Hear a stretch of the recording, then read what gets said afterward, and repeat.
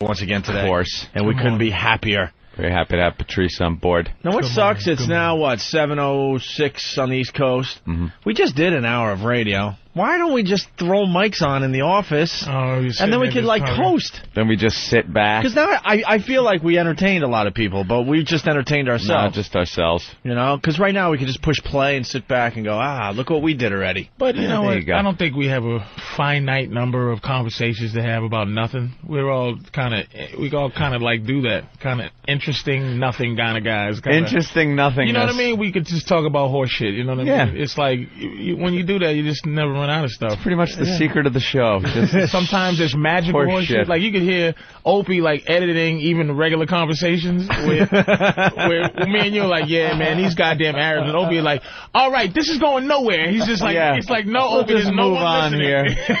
We'll just move on. We'll move on. We're going to clear this out. You're going to press a button. Yeah, we'd have gone another 2 hours on some bullshit. Hey, we got this thing on the nanny here. Wait a minute, we're having a regular conversation. I do that in my regular life, too, man. I got one brother on the phone. I'm like, you're boring. I'm going to call another brother. He's more interesting. All right, thanks for spending a few minutes with us this afternoon. He'll make a sound in the background. Fag! Yeah. You suck! Boring! It's like, wait a minute, we're just friends having a conversation. Right? Yapping. But sometimes we forget the reason we all come together at 6 in the morning. We are friends, and we're talking, but we're also trying to, shape a show together. Yeah, kind of pound one together. If you want to really just hang as friends, let's get out of this, let's get to 11 o'clock, and we'll go hang at the Brooklyn Diner or something. Now you're talking, just plain crazy. But as soon as I walk in here, I'm in show mode. Come on. Is that right? Oh, I'm listening to every single conversation going on in this building, thinking, all right, we could use that, That sucked. I won't go there. I used to do that as a comic, and I just found that I started running. Like, every time I thought something was funny, I would try to do it on stage. I always thought that it helped your well of funniness to just be as funny as you could all the time. So I think it will help your well of conversation to just talk about nothing all the time, so you just don't run out. You just don't run out of shit to say. Well, no, what's frustrating is, like, there's some shit we do in that back office that unbelievably funny. So we go, we're feeling good. We come into here to try to do the same exact thing. Nothing. It never works. Save it for the air, and it just comes off. Well, that's what we do now. If we know, like, whoa, that's way too good, we don't even finish it. We're like, whoa, just say that. Just stop. But that's taking a gamble, too, because you don't know if it would have fallen apart in the office. Right, now, save it for the air. You get to the point that you stop doing it in the office, and it falls apart. Well, that's why I'm glad you guys had me come on, because one thing that amazed me about radio is, like, are these motherfuckers getting up every day and doing 4 and 5 hours of what? How do you do more shit? What How happens? do you do it? How do you do this? Yeah. And then people, like, that is a show that comes on Party Interruption on ESPN. You know, I love that show. And I never watch it going, they probably had a bad day, didn't get no sleep. Went to sleep late, had a funny sleep day. If they have a bad show, I go, you had a bad fucking show. Like, you don't get credit for yesterday or the day before. It's like you gotta be good. You are only as good as your last show. So that's it. That's what's frustrating. You know, we had a great show yesterday, and we kind of enjoyed that for a few hours, and then all of a sudden you have to think forward. All right, what are we doing tomorrow? What are we doing tomorrow? It does mess with your confidence, because you go, we had a great show yesterday. Somebody calling, and you really start to question if you fizzled out. Like, I come here today, and I feel like, okay, all right, they had enough of me. All right, enough of Patrice. Listen, I'm not going to come in tomorrow because they don't need to. I don't want to overexpose myself. Isn't Bobby available? Get Bob, because it's just ridiculous. And I'm going, wait, these guys come in every day. Every day to do this. Every day. And then when you have a bad show, you got to sit there and eat it for 24 hours until, 20 hours, whatever it is, until you come in and get your next show. And then your whole insecurity goes, man, you guys you just go, I think I'm fizzling out. Maybe that's it. Maybe after 10, 11 years, the tank's dry. Yeah, maybe our better days are behind us. Puked out my last story. I'm a 410 trick pony. We should maybe we could start drilling in Alaska, but I don't know. Yeah, there's got to be something there. We got to move all the equipment up there. Conversation shortage. We got to kill the the wildlife. I don't know. I don't know if it's worth it. Yeah, to go somewhere we haven't gone yet. Exactly. A finite number of talent. Can you imagine? It's like the NBA. It's like I'm an All-American in high school, in college, and then in the pros. Yeah. Oh, no. You're done. See, we're not stupid. We will ride you motherfuckers all the way to 11. That's the good thing. That's the great thing about. I'm telling you now. Not to blow you guys. I don't need to. I know you guys long enough. But that's the one thing when I did the first time did the show over on in the other show. NEW. Yeah. NEW. Is that you dudes will let do. I go. No one lets any comics come on for an hour and a half, 2 hours, and do absolutely act stupid. Yeah. For 2 hours. And it's like, you know what? Thank God, man. It just seems to work. You got to be secure in what you do, Yeah. We brought this up many times. At the end of the day, I mean, I got a lot of phone calls yesterday how great the show was. I didn't personally do much yesterday. You killed.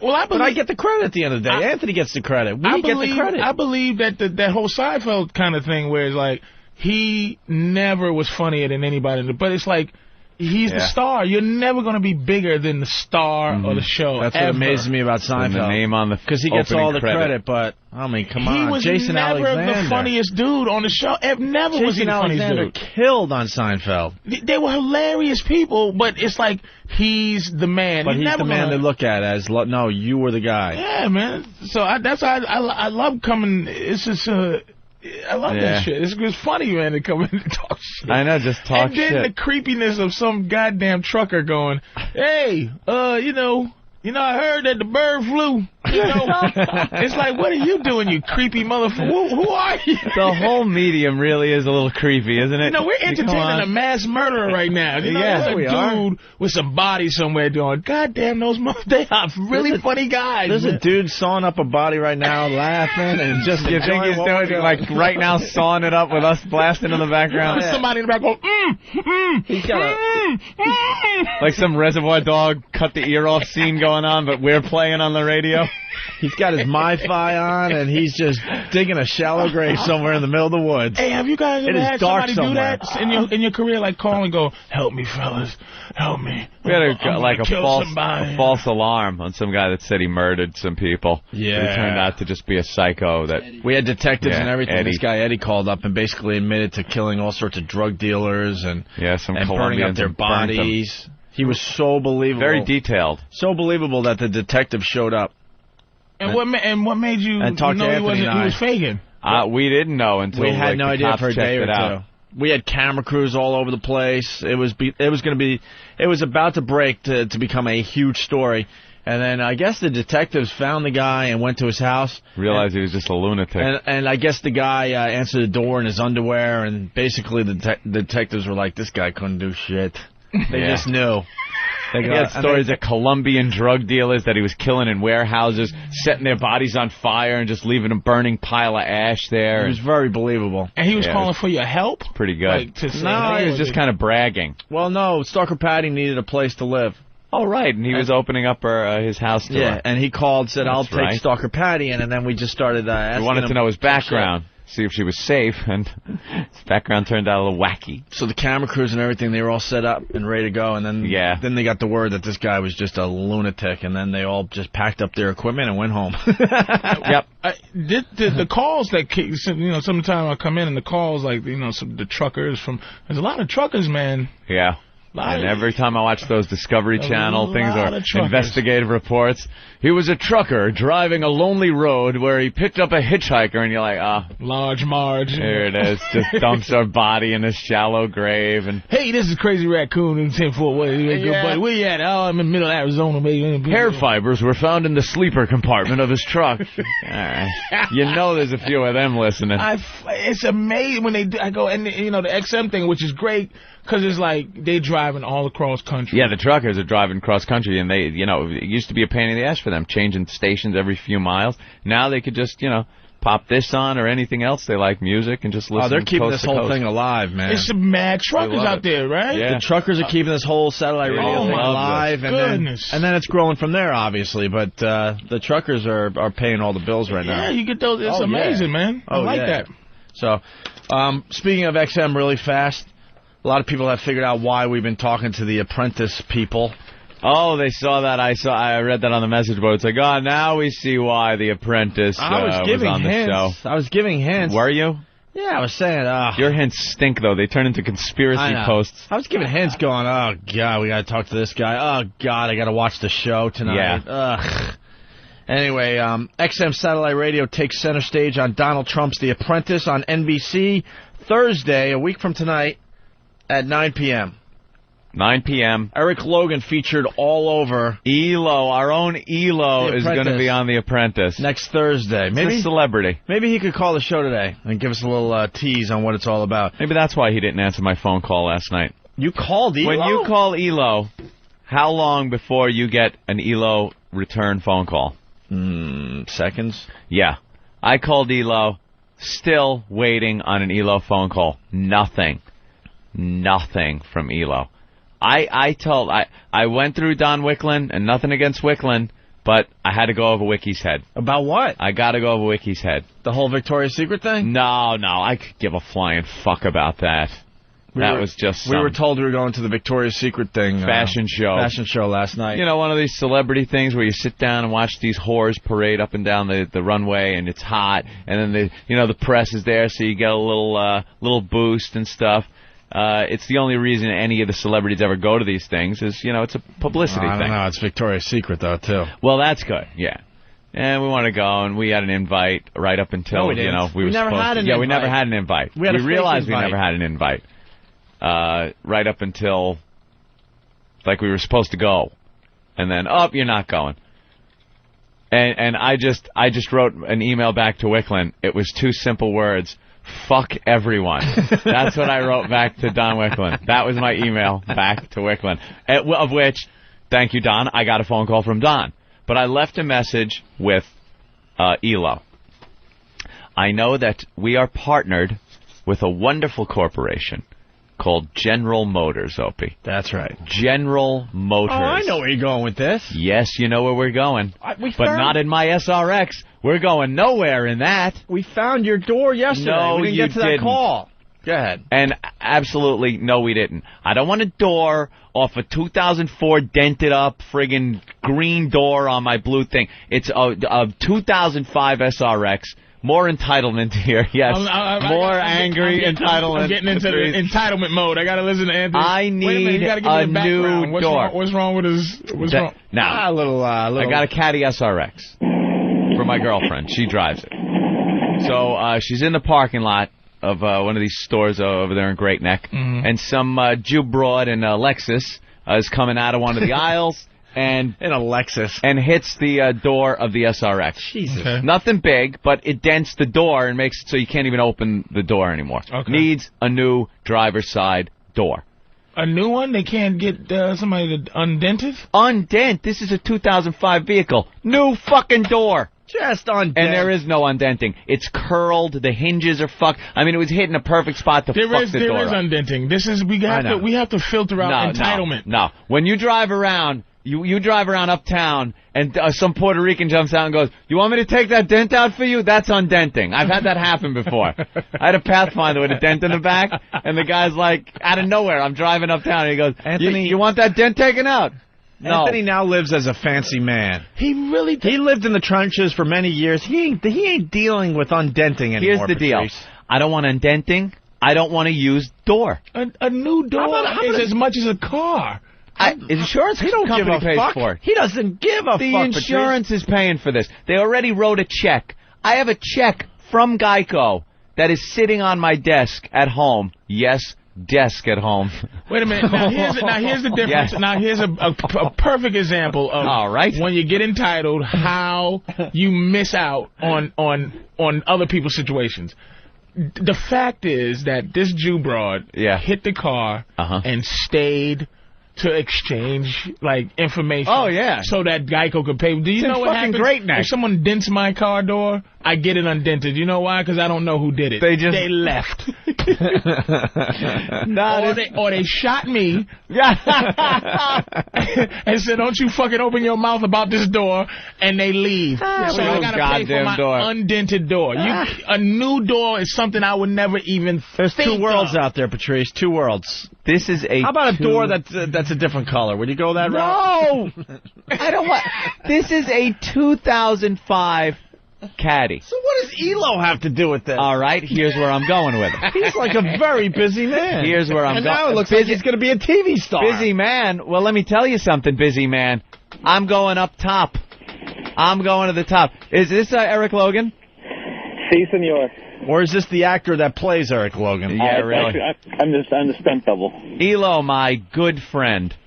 Anthony, listen, I did get your message, and I apologize. I was going to call you today. If I would have known it had to do with the door, my God, I would have absolutely called you. I think he's being sarcastic. I'm being serious. I know people. That's what I figured. I know ELO is a power guy. He knows if there's a partnership between XM and General Motors, ELO knows people at General Motors that can go to Detroit, stop the assembly line. They pull that cord when someone gets their arm caught in like the assembly line. They boop and work stops, and they will walk up, grab a door that is bound for an SRX, and mail it to me. That's the power I know of ELO.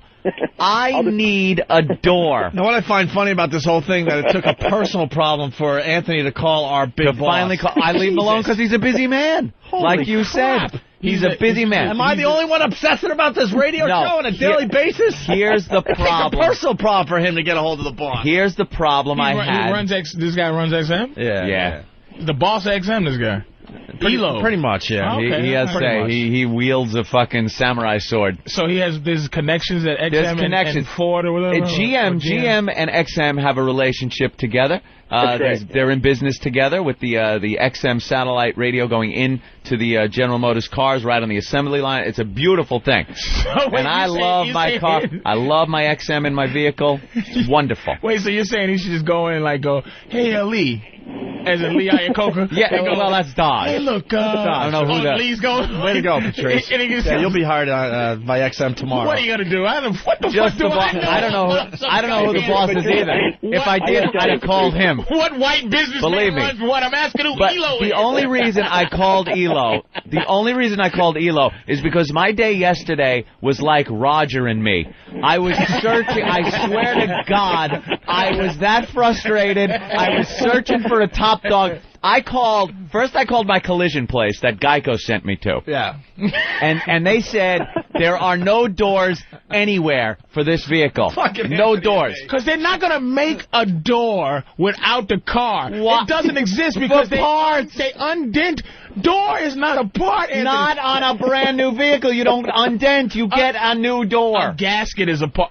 You know what a part is? Something you can take out yourself. No one can remove a door. New goddamn door. Anthony. How long does it take to press out a door in Detroit? You know who deals with doors? Who? Puerto Ricans, man. People who you don't want to deal with. I want a door that I know that the electronics are going to work. It's not like a door on an old friggin' Rambler. There's electronic work in there. You get a door without a dent, there could be 800 other things wrong with that door. There's a mirror system on that door that has to work properly. There's a cup holder. There's things on that door that could be so screwed up unless it's a brand new door. Just throw the car away. I came close. I called the car away. Dude, Patrice, don't even laugh. A week from now, we will find out that he threw the car away. Let me give you the timeline. He threw away a perfectly good couch because some kid might have wiped his booger on it. Might have wiped a booger on the couch. No, he did. He wiped a booger. But he never. And then what? It might be bird flu on it, or couldn't find a booger. He couldn't find the booger. Sitting on that couch, and that booger on that couch. A child's booger? Yeah, child's booger. But that's like a child's pee. It doesn't. No. It's like it's not. It's not really. It's not evil. It's not evil. It doesn't have the good stuff yet. Yeah, a man's boogie is different, but a child's booger, dude, he's loving that booger. He couldn't find the booger, which means the couch was obviously fine. That wasn't good enough for Anthony. He threw the couch away. Gone. Are you serious, dude? Out and Z. A nice couch. Actually, the guy that came to haul it away to the garbage actually took it. Yeah, this isn't a fraternity real evil behind those beautiful eyes, man. I don't understand. Anthony, why is he like this, man, Opie? I grew up. He was different when I first met him. The situation I had, actually, one example is me and Opie went to an event for a radio station that we were working at. We both drove there. As we left the event, we stayed late to talk to people, so the parking lot was empty. When we came out, he actually thought the car that I had driven there in was an abandoned car that was left in the woods of the parking lot. I had to park like on the periphery of the parking lot. That was at Spooky World. That was at Spooky World up in Massachusetts. He got the last possible spot, and it was like kind of in the woods. Kind of in the woods up on a slight hill. He thought it was an abandoned... He goes, what are you walking towards there? Don't go there. That might be dangerous. Oh, my God. Puerto Rican family living in my car. In that car. Right, it was my car. That was my car. So Anthony has come a long way, and he's a fancy person now, and I guarantee he'll just throw the car away. No, and if I could continue with my timeline of events of yesterday, you will see I came close to throwing the car away. So what you're going to do, you're going to undent it and then get rid of it? No, I was just going to throw it away. No, he's going to throw the car away. At the place I bought it, though, which I also called. First, I called the collision place. They say there's no doors anywhere. They go, you got to call Caddy Customer Service. Okay, I call Caddy Customer Service. They go, you got to call a dealer. I call a dealer. The dealer then sends me to the parts department, which then calls everywhere. They have, like, the computer system for everywhere. And I hear the guy going, oh, boy. Oh, no. He's typing just, oh, brother. He goes, I checked everywhere. He goes, I checked even Mexico. He goes, there are no doors to this vehicle available anywhere. Yeah, this is Jim from this. We're at 146 over here in New York. Is there? You guys got a door? We need a blue caddy door. No doors available. No doors. I call up, they have me call him. And he goes, you know what? I got two that came up on my computer. One's in Alabama. Another one is in Ohio. Here are the numbers. Call them. So now I'm on the phone with some hillbilly going, we got a door, but it's damaged up pretty bad. I go, all right, thank you. Same thing with the other place I called, damaged door. They just got a door that's just like your door. They just found a door, yeah, just like my door. Because you know why, Anthony? There's probably some poor son of a bitch in California called for my door. Because it's the only time a door goes into the system is when there's damage and someone's looking for a door. But what they have is some asshole in Ohio is looking for a door. Because some Jew broad hits my car, I gotta now have an old door. Undented. No, undented is old, damaged door. I want brand new door. Brand new car, brand new door. Just. So now I'm fuming. Don't even bother. Now I'm fuming. So now I call the place I bought the car at in Jersey, and I go to talk to my guy there. And he's gone, because car dealers are like those guys in the old days with the covered wagons and the elixirs. This one is wonderful, it cures baldness and everything. And then you try to find him 2 seconds later. Oh, he's gone. That guy's gone. Car salesmen are scum of the earth, by the way. Just want to say that. Well, can he do something? Can ELO Well, I hadn't even gotten to the ELO point yet. So I call up the car dealership, and I call the head general sales manager, who's still there. And the woman goes, he's on vacation. He'll be back in 2 weeks. And then I start getting mad. I go, okay, when Michael left, who did he tap on the shoulder and say, you're in charge? Because that's who I want to talk to right now. She goes, well, I need to know your problem. So I explain the problem to her. She goes, you have to talk to parts first. I go, I don't want to talk to parts. They don't have my part. She goes, but if you talk to parts, then you can talk to the other guy. I go, and here's where I said I'm going to throw the car away. I go, because if this doesn't get resolved, I am driving this vehicle to your dealership at Jersey, dropping this piece of shit off at the front door, and you could deal with it. I'll stop making payments. When they say, why aren't you paying? I say, I gave it back. I gave it fucking back. I'm buying a goddamn Porsche Cayenne. You go fuck yourself with your SRX. I need a fucking door. And again, the big run around the parts guy again with the woof, making noises into the phone as he types, finally told me, call up your collision place, sent me in a big circle. I said, I called him already. It was over. I hung the phone up, I threw the phone, said, motherfuckers, and then I go, you know, ELO. Let me call ELO. Relationship with General Motors. Perhaps someone on the inside can get me a door. How many times have you called ELO before this?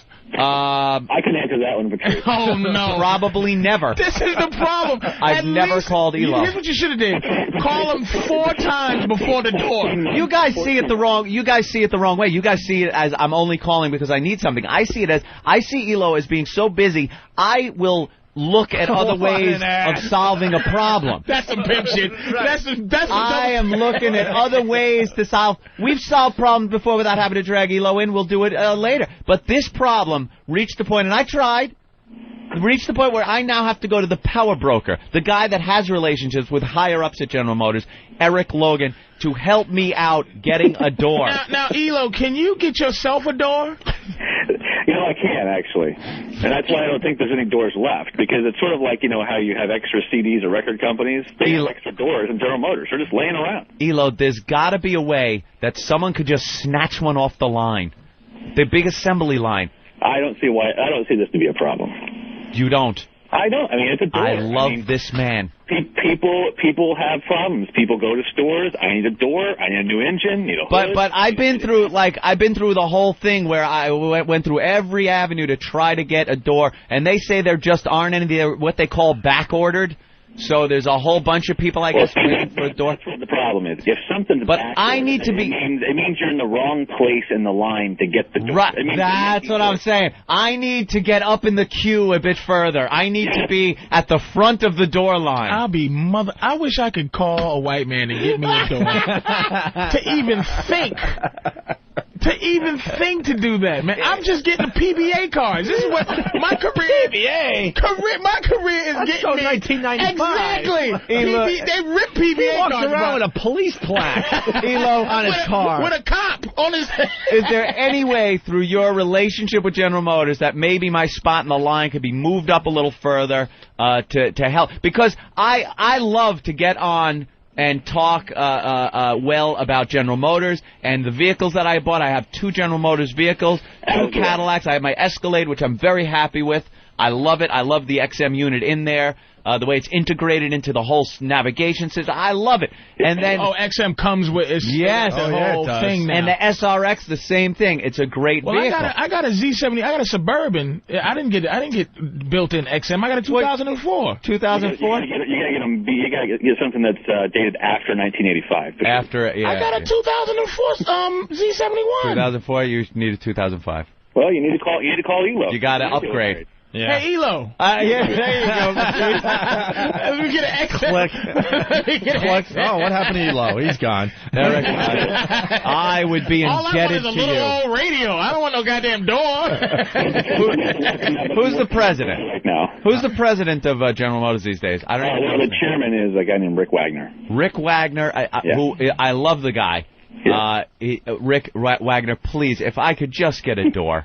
I really need this door. Yeah. And I need a windshield wiper. I'm going to make this a priority. I'm going to work on this door this morning. I may actually before the end of the show. Thank you so much. It is the front driver's side door. Of a 2005 SRX. 2005. Blue chip is the color. SRX. Blue chip SRX. Got it. Yes.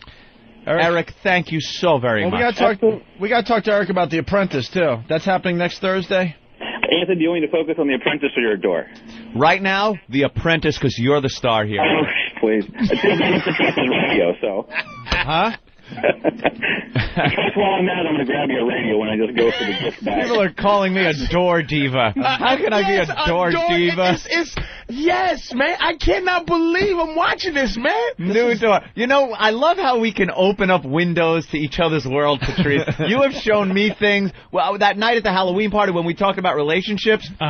And you were talking about your girl, and I had no comprehension of how you treat your woman, how she treats you, the relationship there. It was a window to a world I have no clue about. And this now is opening up a little of the white man I would never think, even if I had a friend that knew how to get doors, I wouldn't go, let me call my man, he can get me a door and shit. I would go, damn, where can I go to get this goddamn door fixed and this dent out of it without them smashing up inside or stealing something out of my car? New door. Because I look in where they put the doors, there's a lot of springs, there's all type of gadgetry. And I go, this can't come off. Why would I even think about taking this shit off? There are people that know where every piece goes, Patrice.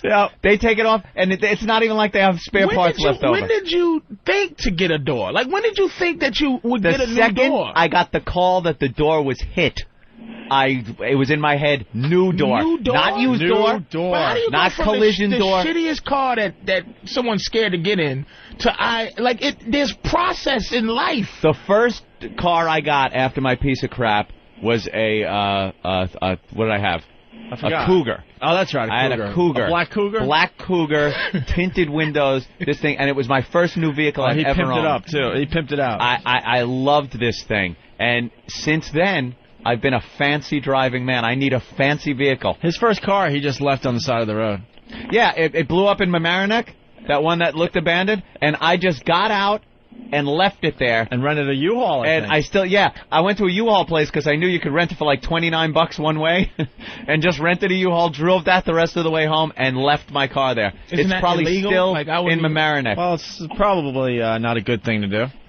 Yeah, because you have to It was before I was fancy. But how'd you learn how to get new doors? Like, I would not know to ask this. It's just as your bank account goes up, you learn these things. You just learn these things. Yeah, I'm still at dented door level. Dented door. Patrice, I pray for you that someday you will insist on a new door. I'll call Elo. Man, listen, you know anybody I know? I need somebody to help get a dinner. I need a new door. I know this Puerto Rican that works for XM.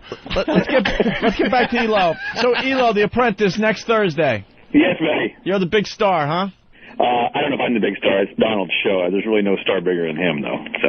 And rumor has it we might get Donald on our show next week. I think we're going to make that happen. I think you're going to get the Trumpster Thursday morning on your show, like 7:10, 7:15. Whoa! But a week from tonight, The Apprentice is all about XM, and Eric Logan's one of the judges. Lee Abrams down there in Washington, another Do you get to mouth off to anybody? You know what? I mouthed off about some people to Lee because the goof-up that happens, which is actually a pretty big one, makes it really easy for us to make our decisions. So, what was the big goof-up?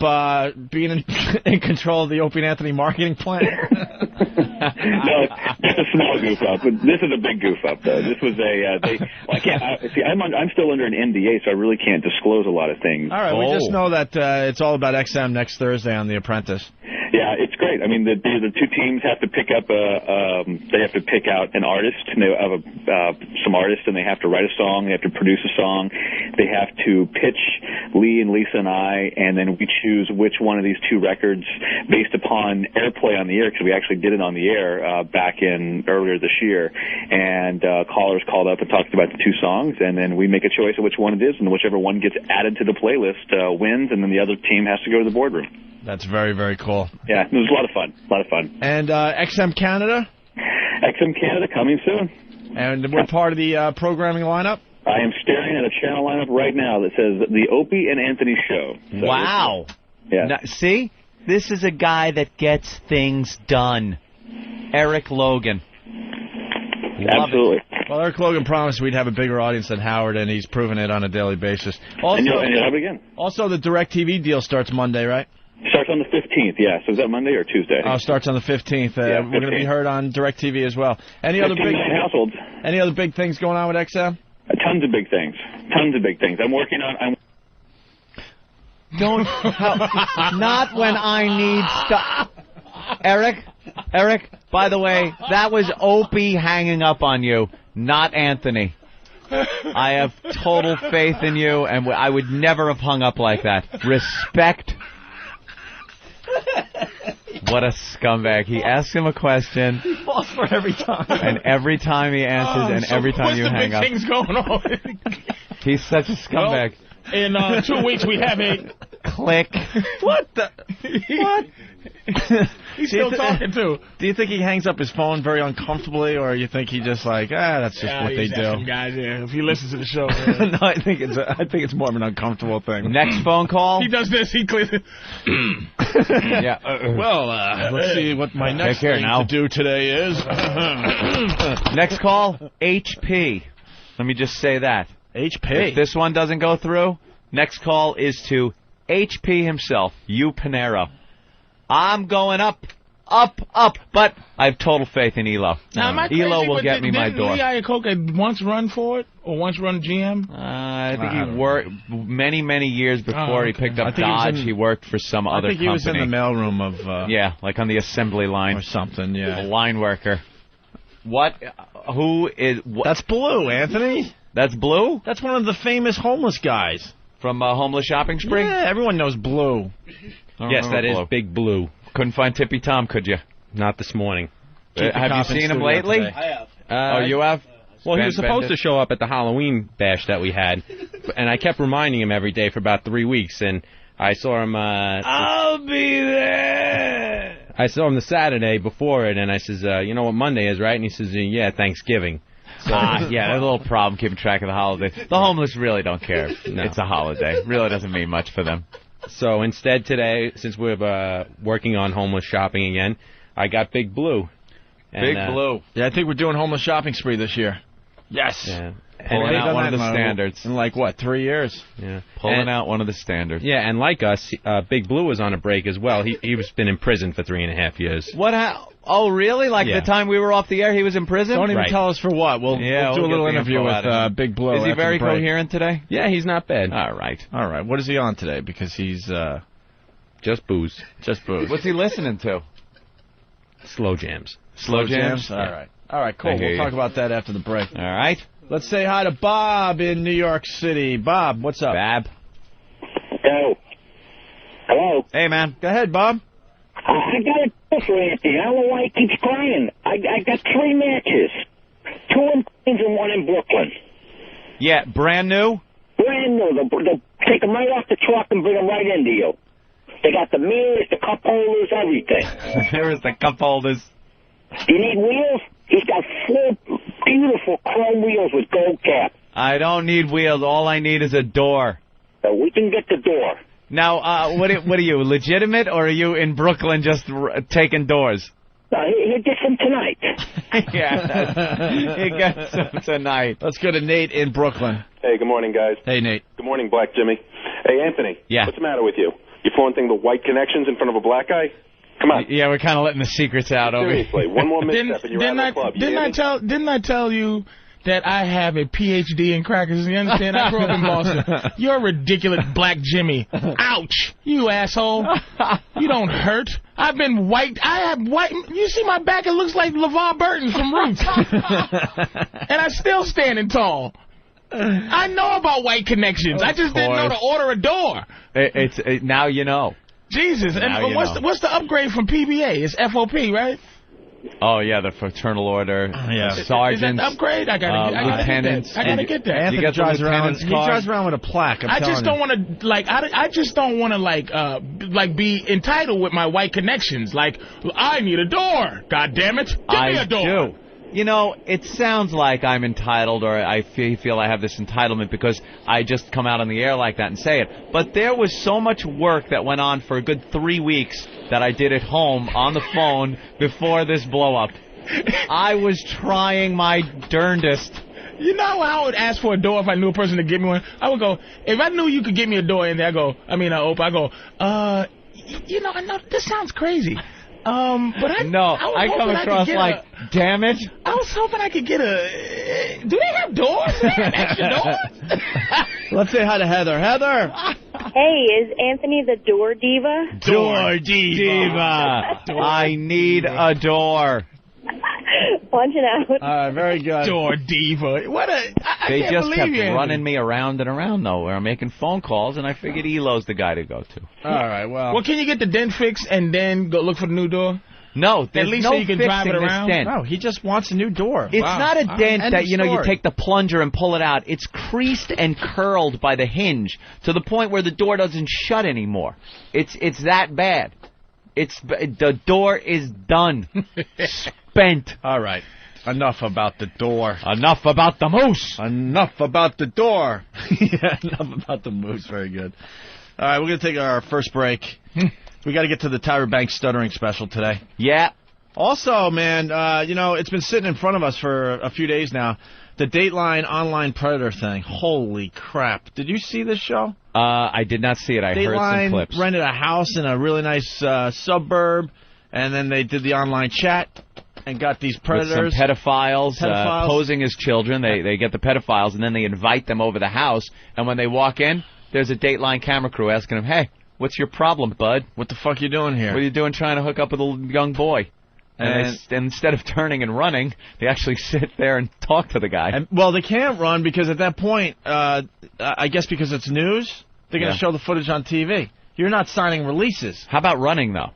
Well, they're getting as little camera time as possible. I'll explain that. They don't really say what it's for at first. Is the camera hidden, or is it right in front of their face? The reporter just kind of all of a sudden walks into the kitchen and is like, "Hey, bud. Hey, what are you doing? Hey, bud. Hey, bud. What's your problem? What are you doing here?" And then they talk for a while, get some info out of him, and then they explain what it's for, and then they start, running, freaking out a little bit. But at that point, it's too late. They got a rabbi. They got Naked Guy is the star of the show. Naked Guy. I haven't heard about. They convinced this guy to come to the house with beer for a kid and get naked in the garage. I haven't laughed this hard in a long time. Oh, what an ass! I got to see the video. So then they got video, of the kitchen, and all of a sudden, Naked Guy walks into the kitchen. And there's the report, like, what the hell are you doing? With the ball blur? Blur out pixelated nutsack. With the pixelated balls. And the reporter, just disgusted, hands him a towel, looking away like, ugh, cover yourself, and then we'll talk. But not only was he naked for a child. Yeah, for a kid with beer. Whew. That's the highlight, right, Nathaniel? Yeah, screw the rest of it. We can play it right now, all right? Yeah, let's hear. Man told to come in naked. And what do they use, chicks for the voice of the young boys or something? Yeah, they actually used a chick that sounded kind of like a little kid, I guess.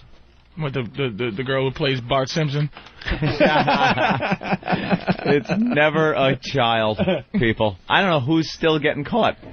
Who is still getting... They're the same people that are, like, sending their bank accounts numbers to Nigeria? Yeah. Because there's a fortune there that has to be sent over to the U.S.? My roommate almost got caught up in that. Stop it. Yeah, sent the sexy picture of a Nigerian girl. Hey, they kidnapped me, and they said I have to stay at this hotel until I get $4,612. Sorry, you can be there a while. I think we should go through this whole thing. Most of these are pretty good. Yeah, this is a really good thing. And then there's a little twist and a surprise as far as the Naked Guy goes. Ooh. You guys didn't see the show? Mm-mm. All right, I'll keep it at that. You won't believe what happens to Naked Guy at the end of this thing. Here's the first clip. We enlisted the help of volunteers from a vigilante organization called Perverted Justice. Volunteers of this controversial group are experts at pretending to be children online in order to catch and expose potential predators. And in most states, soliciting a minor for sex is still a crime, even if it turns out the minor is really an adult posing as a child. He had to stop at the bank first. While some in law enforcement strongly oppose any civilian group conducting sting operations, Perverted Justice volunteers say they are often able to provide authorities, from local police to the FBI, evidence to build cases and get convictions. Let's go to Guido real fast in Philly. Guido. Oh, yo, guys, what's going on? Hey, man. Guido. See the Egyptian guys who wanted to buy the house, so a 13-year-old's going to sell them the house? Yeah, they all come up with some crazy excuses why they're there, and the reporter, whatever, from Dateline's like, no, we got the transcript. You weren't coming here to buy the house. You weren't coming here to do this. You were coming here because you thought you were going to have sex with an underage boy. No one's there for a kid toucher sex. The thing was hilarious to watch. I hate to admit. But that's the thing. Is like, okay, just one little psychological thing. It's like they said the little girl supposedly, this supposed little girl or little boy goes, come on over to my house. Sure, I'm going to come on over to your house, little boy. Your house? Not a meeting at Inspiration Point or Al's Diner or something, but at your house? Yeah. Like what? My mommy's not home.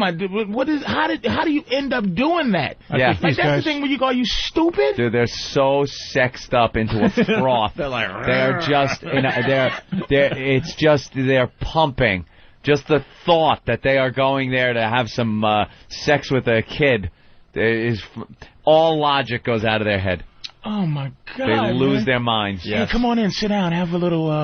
I have some toy cup of tea and some. Oh yes, of course. And I have what's the Easy Bake Oven cookies?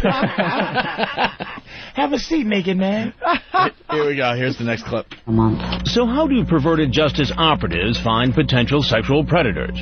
First, they go into chat rooms, usually through AOL or Yahoo, and set up a profile of a 12, 13, or 14-year-old. A profile that often includes a photo of a child obviously underage, like this one provided by the girl's mother. Then the decoys wait to be contacted by an adult. In order to avoid the appearance of entrapment, they never make the first contact. But once a chat begins, the undercover operatives make it known they're open to the possibility of sex. A few decoys even seem eager.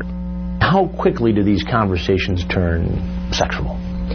Sometimes very quickly. As soon as the conversation is, hi, my name is, I'm 14 years old or 13 years old, and the gentleman will then say, look at this, and send you a picture or say something else. And that would be the crime right there. Just can't wait. Look at, hi, how old are you? 14? Here's my cock. Picture of my cock. Not even like a fine how do you do or anything. Like no tact, even for the kids.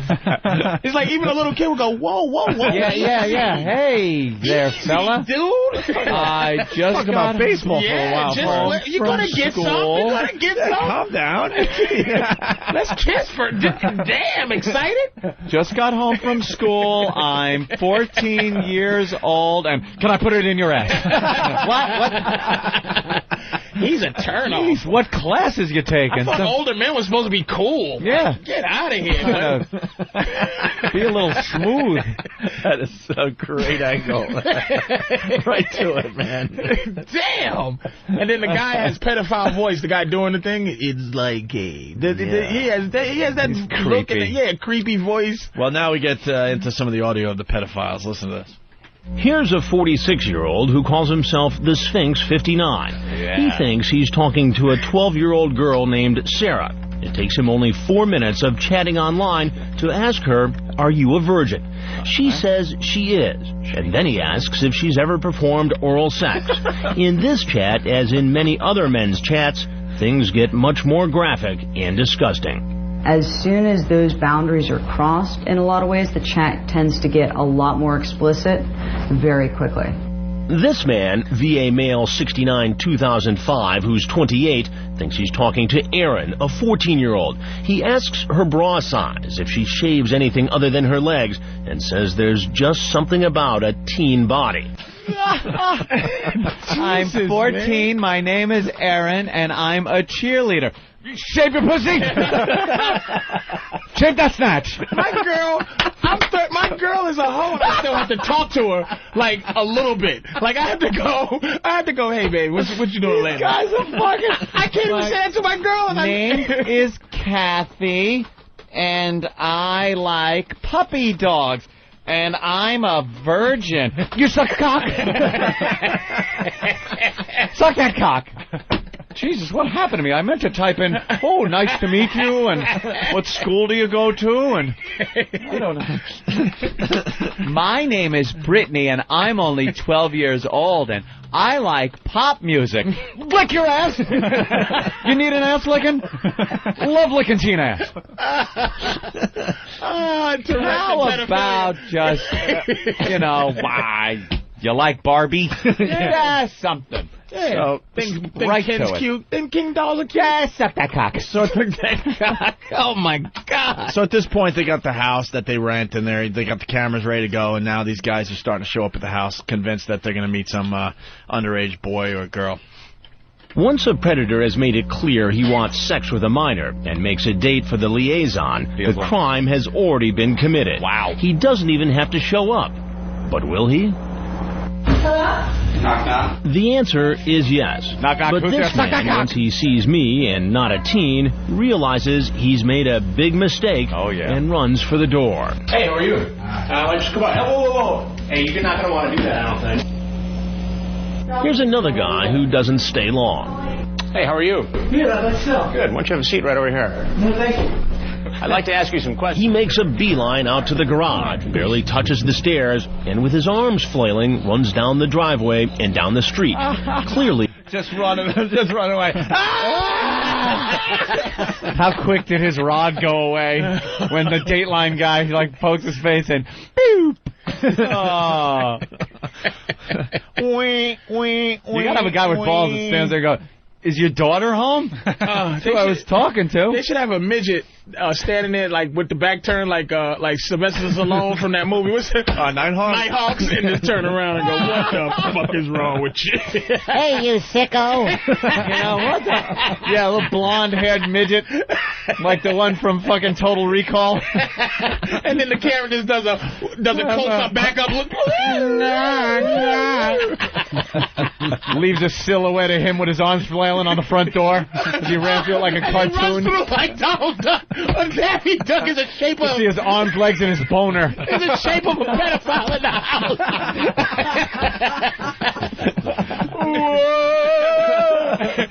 him and his shadow. Him and his shadow leaves one too. A little bit of curly smoke follows him.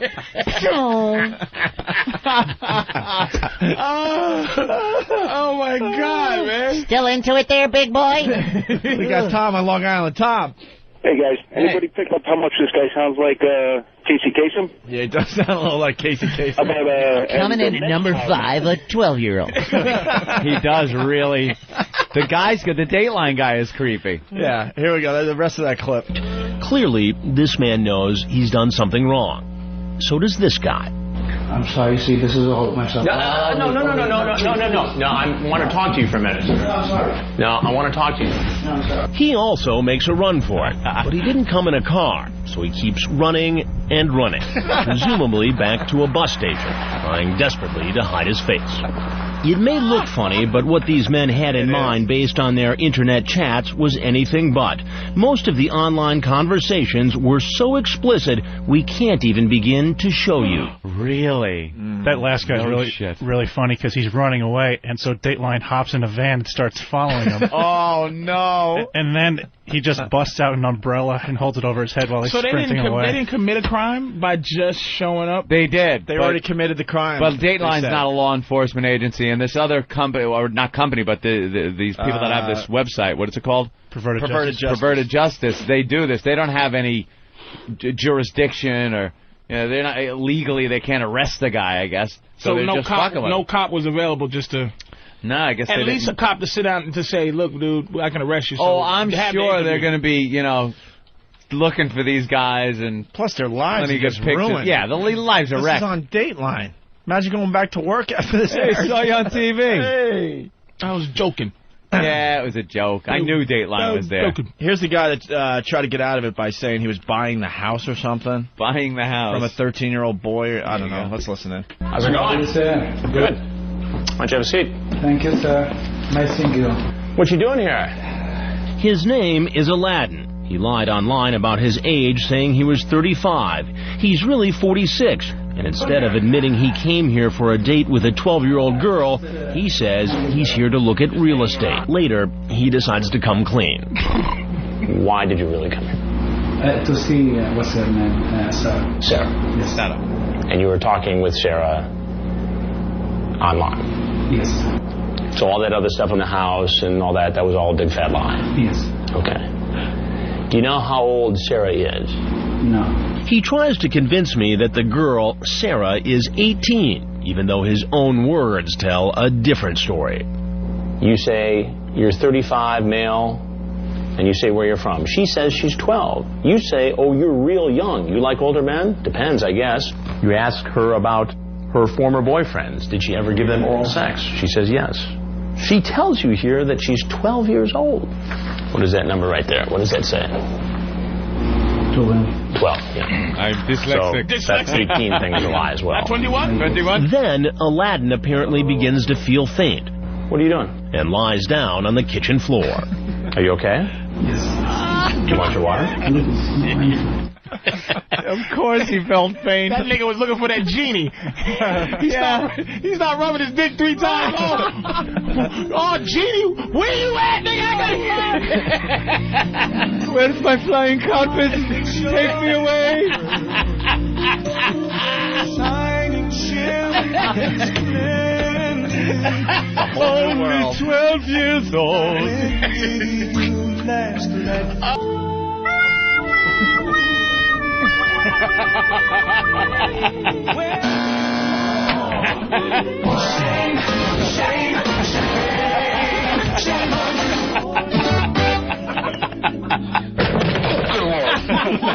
Oh my God. Thank you. Good morning. Good morning. Hello, cutie pie. Good morning. Stop whining. Who is your daddy and what does he do?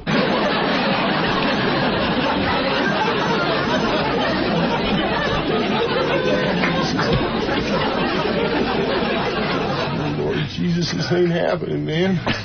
This can't be happening, man. This ain't happening. And they mostly come at night. Mostly. Fucking Aladdin, Jesus. He gets fainted. Has to lay down. That was all in his head. Poor Aladdin. Poor Aladdin. Oh, man.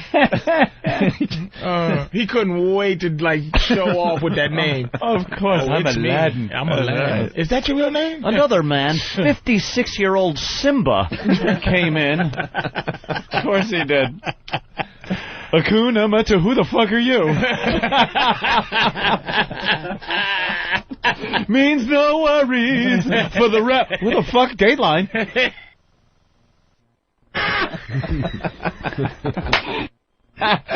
Hakuna. What the fuck? Where's the 12-year-old? Hakuna Matata. No worries. He's at the door. Knocking. It's gonna be great. It means no worries for the rest of your day. Oh, of course. Flipping a fucking coin. It's like a zoot suit. He's spinning his watch, flipping a coin down the street. Getting me a 12-year-old tonight. Walking like the frog. Hello, my baby. Hello, why don't you take a seat here and talk to us for a while? What the fuck? Who the? What the? Hakuna Matata might mean no worries, but this, I'm fucked. Hakuna Matata. I got a lot of worries. For the rest of your days. He's tipping his top hat. The philosopher, what the fucking... Wet thumb in the corner of his eye. Oh, yeah. What the who? Looking at himself in the reflection and the knocker on the door. Yeah. Look for any boogers. Kids don't like boogers. Hakuna Mahu. Hakuna Matata. It means not do. Hakuna Ma. Hakuna Ma Ma Ma Ma. Hakuna Ma what? It means I'm fucked. Oh shit. Hakuna Ma what? My philosophy. No. Oh, my name is Simba. Aladdin. Aladdin. Oh, that nigga couldn't wait to be sexy. How you doing, baby? If you rub something 3 times, a genie won't pop out. Beauty and the creep. Oh, my goodness. Hakuna Mahua. Hakuna Mahua.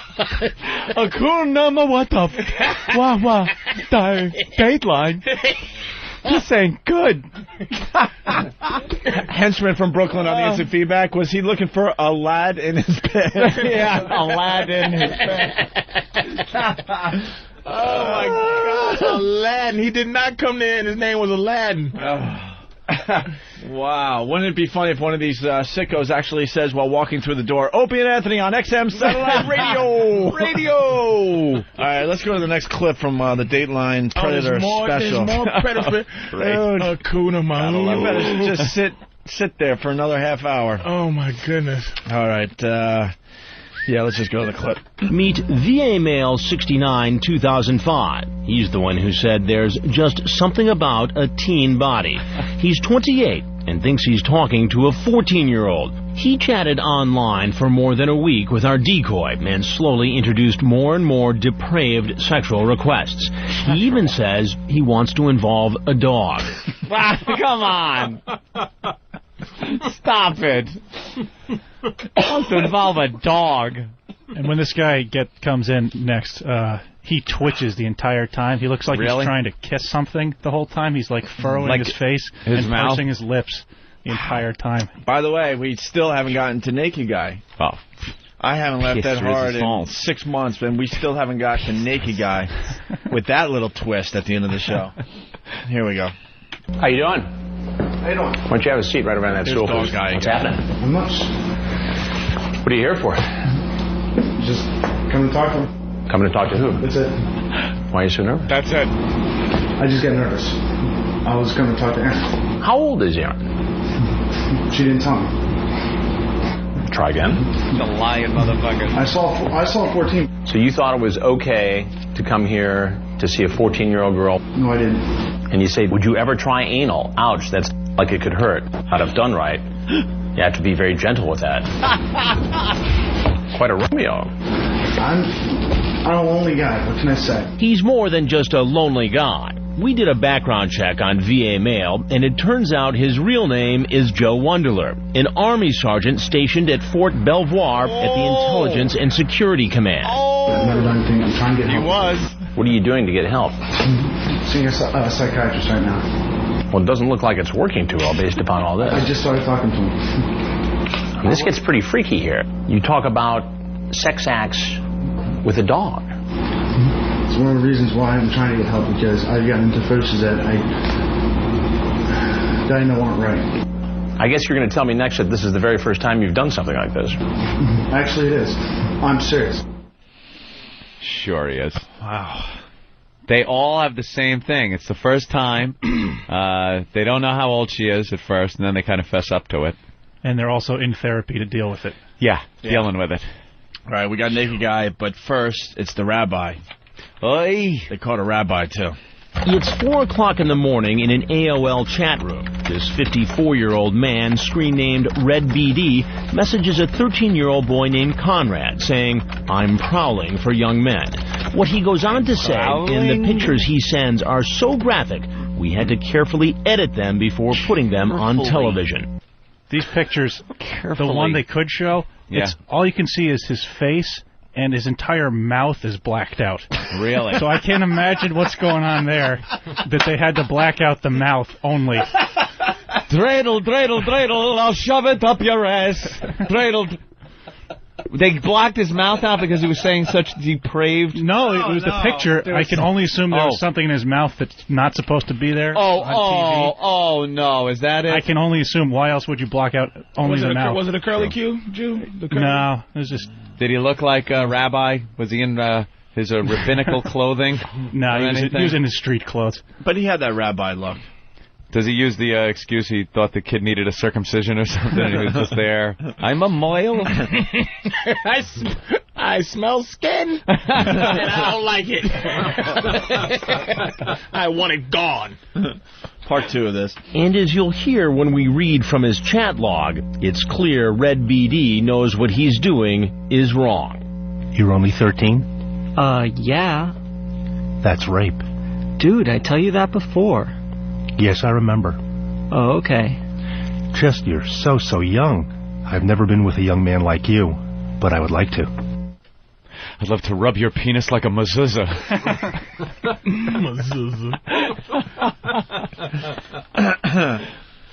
All right. You know what?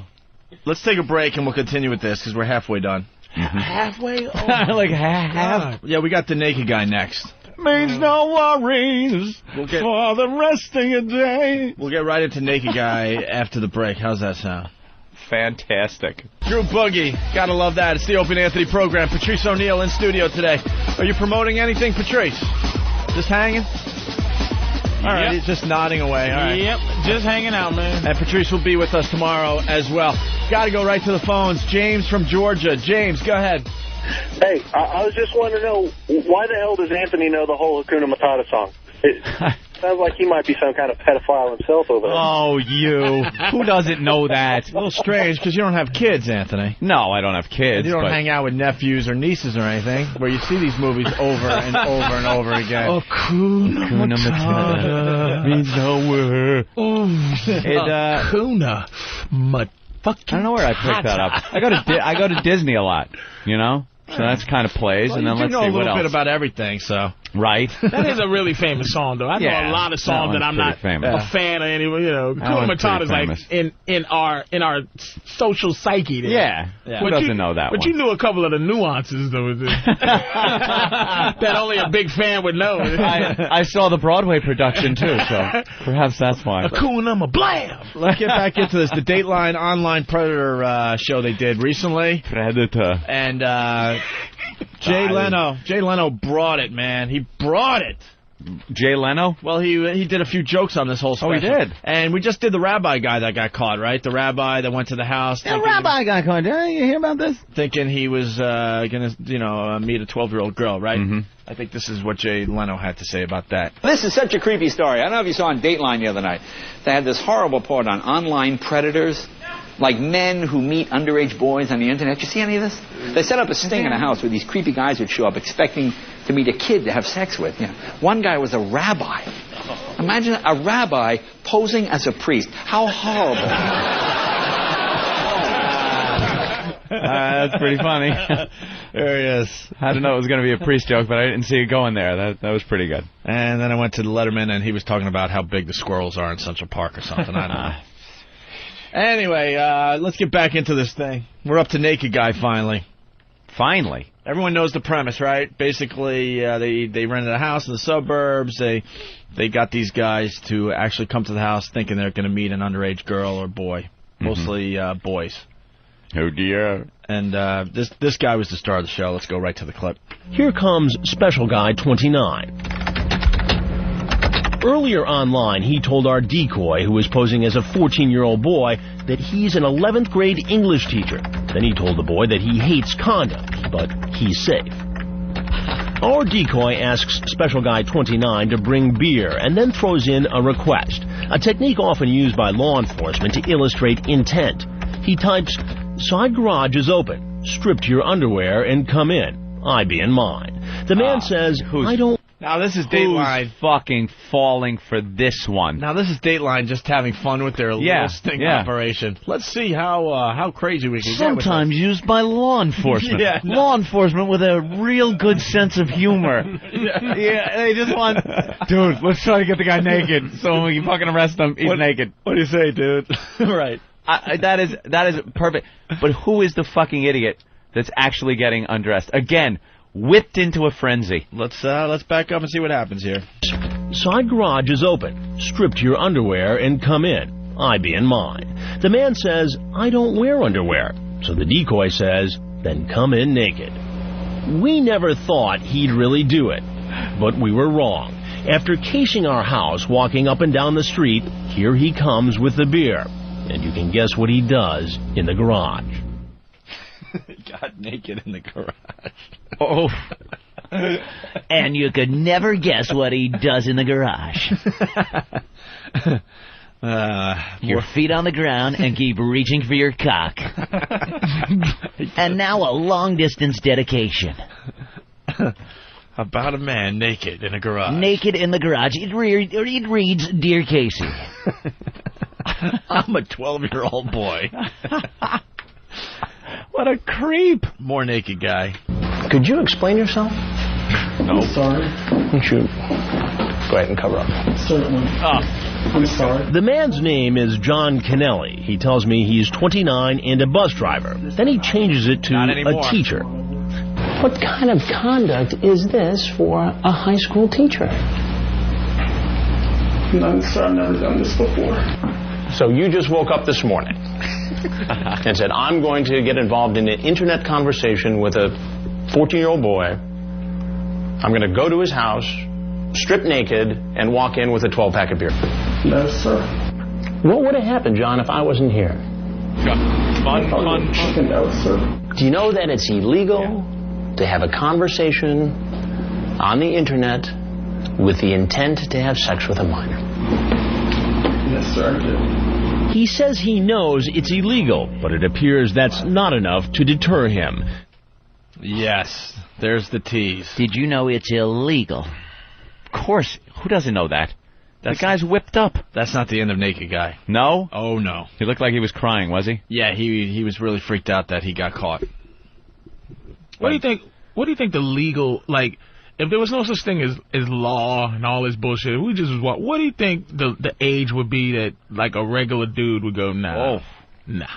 What, the cutoff point? The cutoff, the regular dude? Primal cutoff point of nah. Primal, like morality steps in and go, tells wait you? a minute, there must be a God and he's watching, I can't do that. 16, sometimes 15.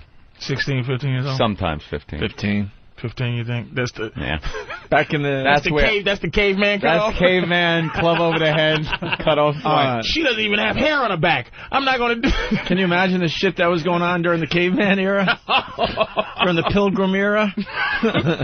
Well, when did they live till? You know, they kind of died young back then. They died at 30, so they had to get going at 10. So they had to start a little early. Yeah, sure. You're an old fucking school marm by 19. You're right. Someone had to finally look around their little town and go, what the... We need some laws. This has to stop. This has to stop. Because I know 13, look, I started, you start early. There's always a girl that fucks everybody in the neighborhood, you know what I mean, when you're growing up. So we started at 12 and 13, Yeah. And the girls, you know what I mean? So I know... But they're talking about, it's not 13 on 13. 13 on 13. That happens. You're talking, this guy's in his 50s trying to hook up with a 12-year-old. But they got the game of a 12-year-old. Yeah. Like, coming over. Like, they don't have any skill. I can shave anything else besides your legs? It's not even seduction. They're not seducing the kid. No. It's the mentality of a 12-year-old. Yeah. Tom makes a good point in Indiana. Tom? How you doing, boys? Hey. Morning. Hey, how many of these guys do you think are going to ice themselves? I mean, you're on TV, you've been caught wanting to fuck little kids. How in the fuck could you go anywhere and live? Yeah, you think they're going to just blow their brains out or hang themselves or something? I bet you get a running toad board. I bet half of these fuckers on here are going to get nailed. Yeah, because you can't go to Thanksgiving with the rest of the family. Fuck, where could you go? You don't have a job anymore. You're not going back to your cubicle. I think this is some more conspiracy shit. It's like I just think the media just runs our thought process so much. You know what I'm saying? Yeah. They decide how long we think about this. You know what I mean? So he gets fired, but it's like no one really cares. You know what I mean? Once they're done with this Dateline, we're moving on to the next thing. Did you see Dateline? Next week we'll be talking about, with the same affection, the cleanest restaurants, the cleanest fast food restaurants. Right. And I was into that when they was talking about. And these guys will just be bobbing in last week's wake, like of the destroyer that is the fucking Dateline show. But they got to continue with their lives. Yeah. How do you look at your family? How do you fucking go to your family? There's a way to get out of that. Dyslexia is easy. I thought she said she was 21. It's so easy to just bullshit. You think? And Aladdin, come on. Aladdin. Just say I'm retarded. Or, look, nigga, my mama named me Aladdin. Do you know the pressure? All right, let's get back to this. They got to know it's a setup, though. They got to know it's some kind of setup. That's why it's so easy to get out of this. It's so... I don't know. They might be holding back something. Maybe Grandma will look the other way at Thanksgiving, but in her own thoughts, she knows what's going on. Would you fall for that? Would you just go... I wouldn't even be in the position where I could fall for that. Where you would be in that position, but if you was in that little goofy... Like, if I was talking to a chick that was supposed to be my age, and she said, come on over, baby, I'd be like, whoa, what kind of setup is this? Yeah, you're going to get there. Her guys are going to beat the shit out of you and rob you. You out your mind? We got to talk a little longer than this. But some kid goes, come on, see me at... But they're doing it. I mean, the point we're making, though, I mean, do you go back to your regular life, and how is that? How is that? How do you go through that? Or do you live the rest of your days by yourself somewhere? Hermit. Everyone's watching football on Thanksgiving, and you come over. It's like, hey, they're talking about you before you get there. Right. You come in. Oh, here he is. Hey, how you doing? Sit down. Let's try to make him feel comfortable. Okay? Yeah. Let's not bring it up. Hey, look, it's either 12-year-old or this turkey. Hey, yeah. Don't fuck the turkey. Yeah, buy two turkeys. One I can fuck, one I can eat, and then maybe I can stop. Yeah, we're all having turkey, but I hear you like chicken. All right, here we go. More audio. Just about every one of them gave me the same story. So this is the first time? Mm-hmm. You know, I hear a lot of that. Yeah, no, it's true. I've never visited a teenage boy before in my life. First time in my life this happened to me. First time? Yes, sir. So I've never done this before. And some came up with more creative excuses. She said she was 13, that's why I was concerned she was going to be by herself. So I just stopped and talked to her. So you're just being a good Samaritan? Yeah. Because there was a 13-year-old girl by herself. Home alone? Yeah. Right. And so out of the goodness of your heart, you were going to stop by? Yeah, it could be anybody. And babysitter, is that the deal? Well, sort of, I guess. My lawyer's going to say. God, why didn't one of these guys just punch him in the head? That swarmy reporter in the face. I'm thinking you were here for some kind of sexual No, just come. You should have been. Somebody should scream, "This is a setup! Yeah. You lied to me, mother." No. I didn't write that. I didn't put that. That's what the. Right. What the, no one's denying it. I'm gonna sit down right now. First of all, you said you was a video hoe. I got the. If I thought you was, nigga, just go out your fucking mind. Do you understand what I'm saying? That's why. Were they all white guys?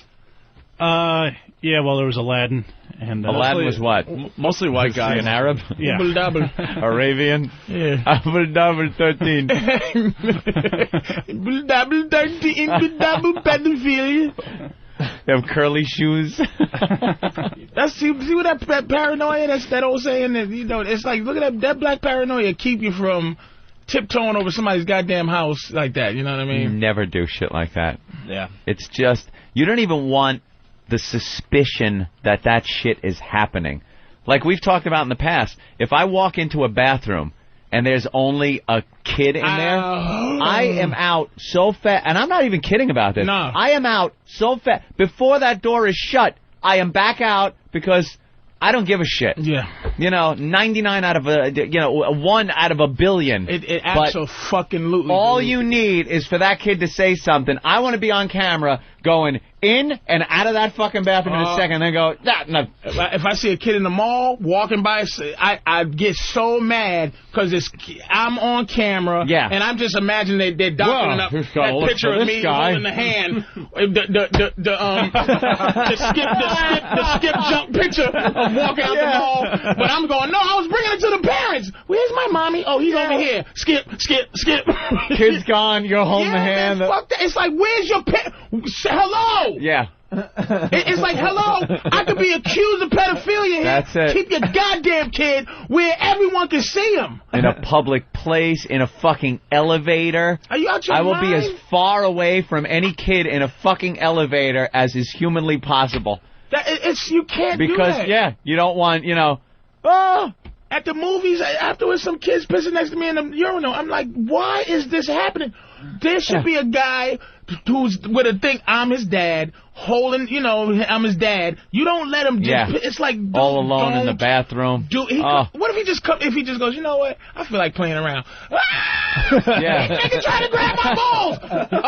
And you know what? You ain't talking yourself out of it in front of the fucking door of the bathroom with the pop. You're not going, well, it didn't happen. Obviously, the kid's lying. All right, you can go home. There'd be cops there. Their knees would be in the back of your neck so quick. And then you'd have to be explaining it down there. I didn't fuck. Well, you could cop a plea. You could go. And it's over, Johnny. I was taking a piss. You took a piss on him? Yeah. Damn. Mr. Comey, is it true you know the words to Hakuna Matata? I was pissing. I swear to you. I was in Disney. I go to Disney. Why do you go to Disney a lot? Ladies and gentlemen of the jury, do you have kids? Yes, I do. Do any of you know the entire... No, I don't know all the words. Do you know the remix to Hakuna Matata? Mr. Kumia, do you know the words to Hakuna Matata? Would you sing it to us right now? Tired. I'd like to settle. Wait, Hakuna Matata. I don't know the song. Well, we have a tape of you singing it pretty. Here's you on the radio. Hakuna Matata means no worries for the rest of your days. Some philosophy. Your Honor, I'd like to submit this tape into evidence. This is the People's Evidence number 38. Cut a deal. Means no worries. Yeah. Wow, best. Yeah. I guess I'm not going to be going out on Halloween. We have an undercover tape of him at karaoke only doing that song. Hakuna Mablam. Hakuna Mablow. That is some shit. I get that, man. That scares the dog shit out of me, man. Yeah. Listen, we got to go to the phones. We got to try to move forward a little bit. Maddie, a girl in Florida, I guess. Maddie. Hey guys. How old are you, Maddie? We love that the girls call this program when Jimmy's not here. For some reason. Yeah, we get more phone calls from girls when Jimmy's not here. For some reason, they feel like they could call in when Jimmy's not here. Yeah. Just something we've noticed, that's all. She said she was Maddie from Florida. Yes. Hey, Maddie. Hey. So what do you got? I was just saying, these pedophiles, once they get caught doing something like this, Do you think when they go to Thanksgiving dinner with their family that, you know, they get told, well, you're not going to be sitting at the kiddie table anymore? Yeah, no kiddie table. They are far away from the kiddie table. A hell of a way to not sit at the kiddie table anymore. You get the head of the table by proxy, because that's the furthest. And she's in Florida, right? Yeah. Florida has like a pedophile epidemic. Like do they? That's all you ever hear is like that last one that hurt me. Usually. Shit, like I don't even think about that one that when they show the guy at the car wash grabbing the girl. Oh, that one got me, and that's from Florida. Are they all from Florida, dude? There's a lot of Floridians out there messing around. Was the girl with the little pink Kango hat? Wasn't she from Florida or something like that? Jesus, there's a lot of them from Florida, dude. Hey, speaking of being in the bathroom, Mario in Virginia has a story. Mario. Hey, boys, what's up? Hey, Mario. Oh, man, guys, you don't understand. Anthony brought this up. I was at a movie theater, and I couldn't hold it anymore. And I go to take a piss, and I'm mid-stream, and this little kid walks in by himself, and he starts staring at my junk, and I'm just peeing there, and I'm circumcised. And he stares at it, looks at me, he goes, oh, my God, you have a magical penis. I freaked out. Stop it. It's a magical penis.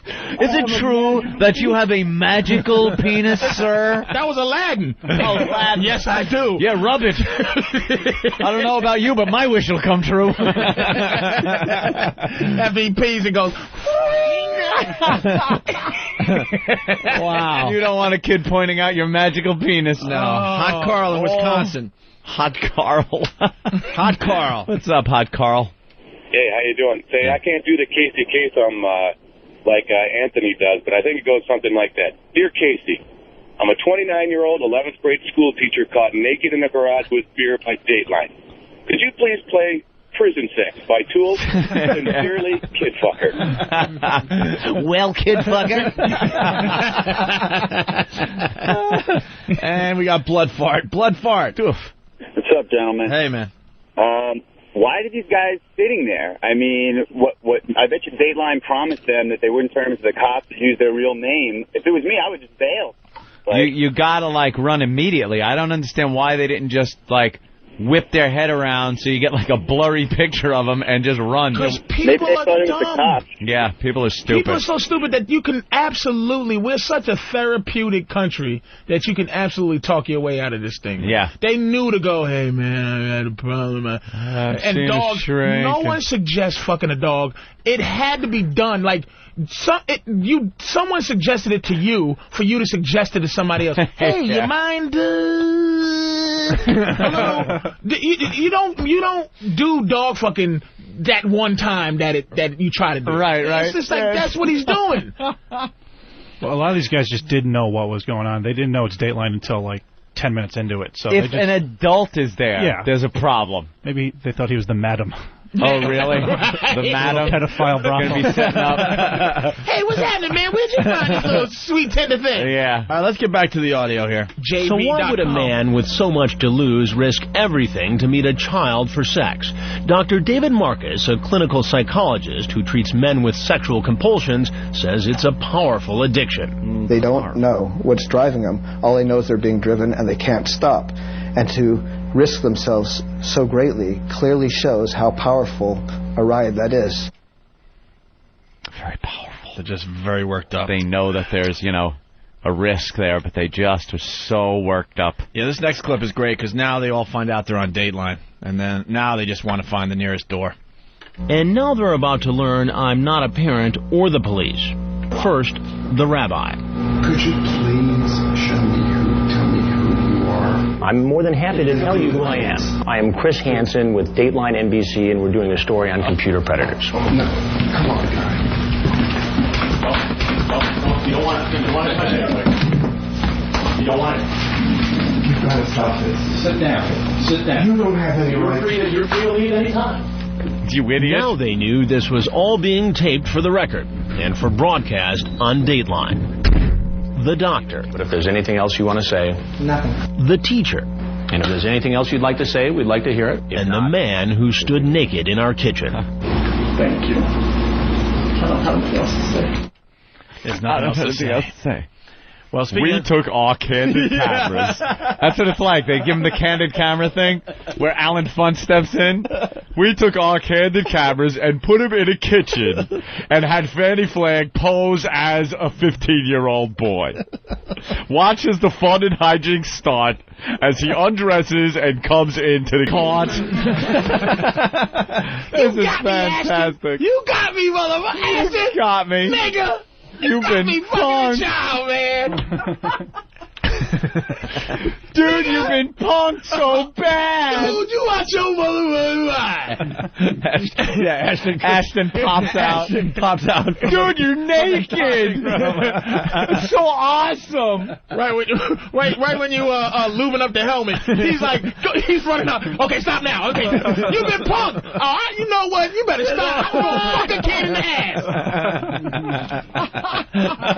I was getting ready to pump this child in the butt, and here you crazy motherfucker. Put me in Guess Who 2. I said I'd never be caught. You mother. Just when you thought this couldn't get any better, remember Naked Guy from earlier, Anthony? Could forget him. Showed up naked and with beer. Well, he returns. You might think that this 43-year-old man who walked into our house naked, ready to meet a 14-year-old boy for sex, would be so humiliated after being caught literally with his pants down that he'd never try it again. Yet we find him right back online, in a chat room, the very next day. And again, the chat quickly turns sexual. And believe it or not, again, he agrees to yet another date for sex. Our decoy asks if he wants to meet at McDonald's. But first, he confirms the meeting is not about food. I really wanted to make sure it was about sex. So he decides to meet the kid at McDonald's. Because obviously they're not going to use the same trick and say, hey, come to the house. He goes, now, you ain't Dateline. All right, I'm coming. You think he's sitting there at home going, what are the odds? Come on. It ain't going to happen again. It happened twice. Not twice. I'll meet you at the bottom of the ball pit. Wait, even the kid types first. And I'm not Dateline, so don't worry. Yeah. All right, cool. Because they tried to trick me yesterday. God. Coincidence you even mentioned that, because yesterday I was in a house. That's weird. You see that shit? Well, listen to this. I have been in television. I got to set this up. I saw this part. So, obviously, he's going to meet the kid at McDonald's. Yeah. Now they're staking out McDonald's. Oh, my God. And here comes the guy. He's walking up to McDonald's. So what an asshole. So the dude from Dateline gets right up to him. This is the first words he says to the naked guy who's now clothed at McDonald's, hoping for another meeting with a young boy. I have been in television for 24 years. I just came to get something to eat. And I have very seldom been at a loss for words. Sir, I just came to get something to eat. But I don't even know what to ask you first. I just came to get something to eat. Later changes his story. Last night, you walk into a house in suburban Washington, naked, with a 12-pack of beer, yes or no? Yes. Yeah. Today, you're on the internet again. You have an inappropriate conversation with a boy you think is 13, and you set up a meeting here at this fast food restaurant.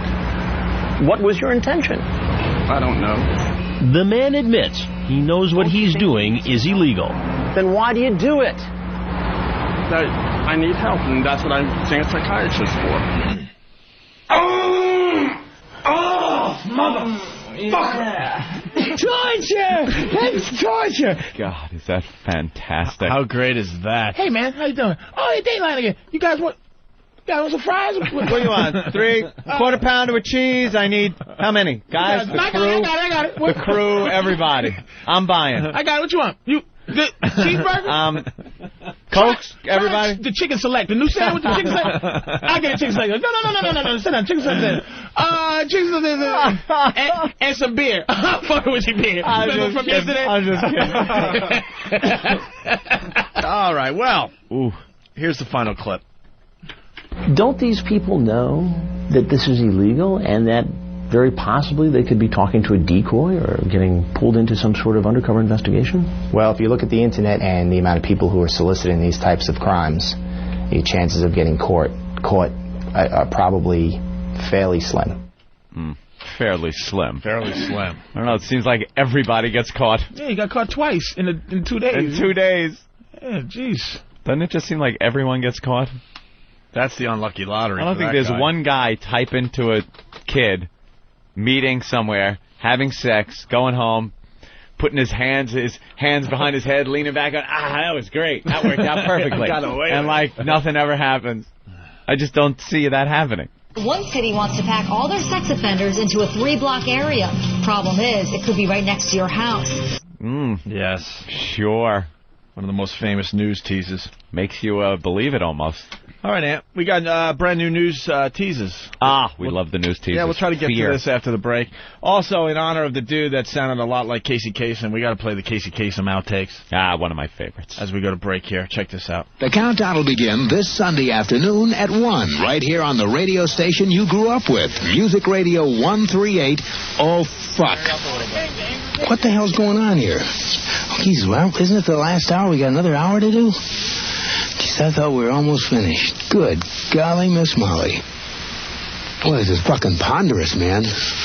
Ponderous, fucking ponderous. Hi, this is Casey Kasem. American Top 40 has moved to a new time. I hope you'll join me this Saturday morning and every Saturday morning at 2. Now, we're up to our long-distance dedication. And this one is about kids and pets and a situation that we can all understand, whether we have kids or pets or neither. It's from a man in Cincinnati, Ohio. And here's what he writes.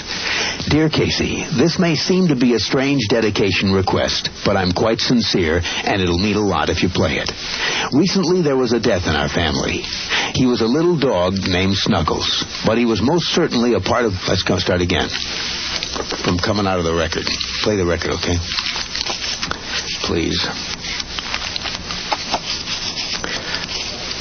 See, when you come out of those up-tempo goddamn numbers, man, it's impossible to make those transitions, and then you got to go into somebody dying.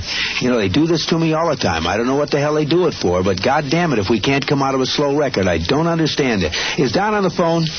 Okay, I want a goddamn concerted effort to come out of a record that isn't a fucking up-tempo record every time I do a goddamn death dedication. Now, make it, and I also want to know what happened to the pictures I was supposed to see this week. Because last goddamn time, I want somebody to use his fucking brain to not come out of a goddamn record that is that's up-tempo, and I got to talk about a fucking dog dying. On XM Satellite Radio, it's a virus, the O&A virus, spreading across America. Thank you, XM. They're kind of waking up. I'm getting reports. There's billboards all over the place. Oh, yeah. We're part of the main advertising that's going on in all the hot magazines out there. I'm very happy with the marketing and the way they're pushing the show now. There's a pullout in almost every magazine that's on newsstands right now. Oh, yeah. It's a huge XM pullout, and we're part of that. Our pictures are on there. It's just great. Things are... The billboards are turning around for us. That's nice. I love it. You happy now? Huge ad in Rolling Stone magazine. Are you happy now? See, you guys are all confused. I'm a much happier person. Are you happy that it's coming together now? Yes, I'm very happy. You feeling better? Yes, I am. All right, good. Yes, God bless you, man. I'm a happier person in general. Everyone would say that. Absolutely. Wow, he didn't even pause. No. I like that. Because I know when Oak came back, it was Genghis Khan, baby. It was like, I'm going to get revenge on all you sons of bitches. And now, look at his face. Wow. No, nothing was worse than end of tenure at NEW Opie. That was when he was at just the height. I think it was professional problems because of the work environment and some personal problems with relationships, which I went through at one point during the radio career there. Falling apart. So yeah, it was just Was suicide in there? Tell the truth. No. And then the company. Did it creep in? Not serious. Did it creep in? Like not even in a serious I'm gonna kill myself, but just like.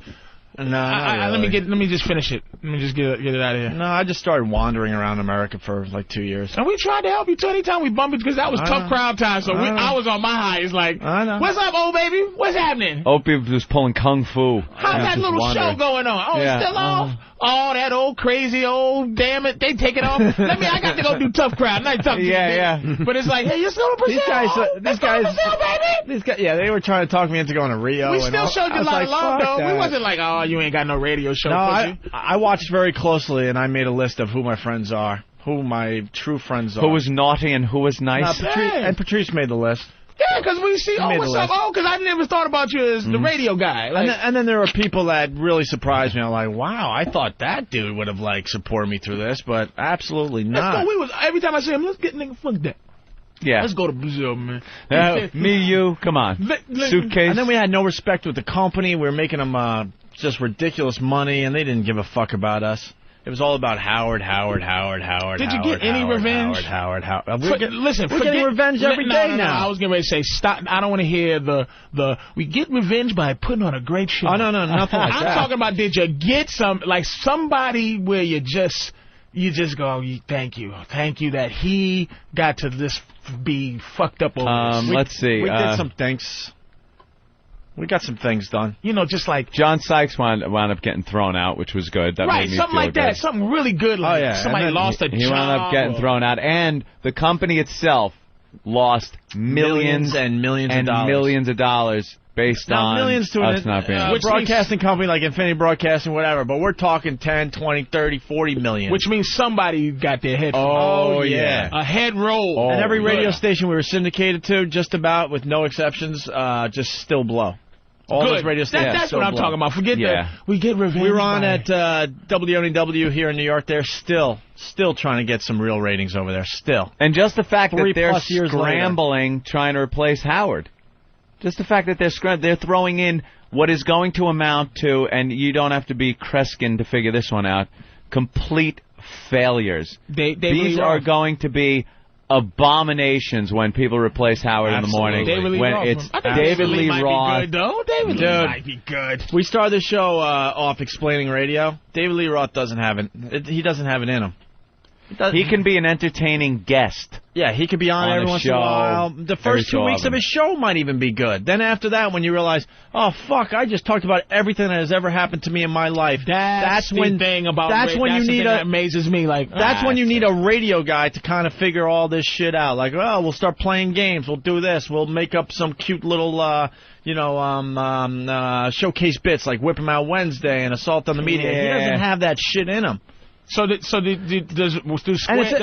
amazes me the company doesn't understand that. You can't just throw like these entertainers into radio and assume they're just going to be successful. It rarely happens. The Square Radio come at you guys. They don't have the work ethic. They don't have the work ethic. They come back at you like, okay, like mainstream radio. Do they come back and go? Did they go? Hey, okay, all the Christian shit's over. We had what's his name killed? What's the comic that everybody blamed for it? Paul Mercurio. Paul Mercurio. Stupid Michael Mercurio. And it's like, after, he faded away, and that faded away, do they go, listen, fellas, come on back? Yeah. We had a chance to go back to regular radio. It just didn't make sense anymore. Just didn't. And we did it all.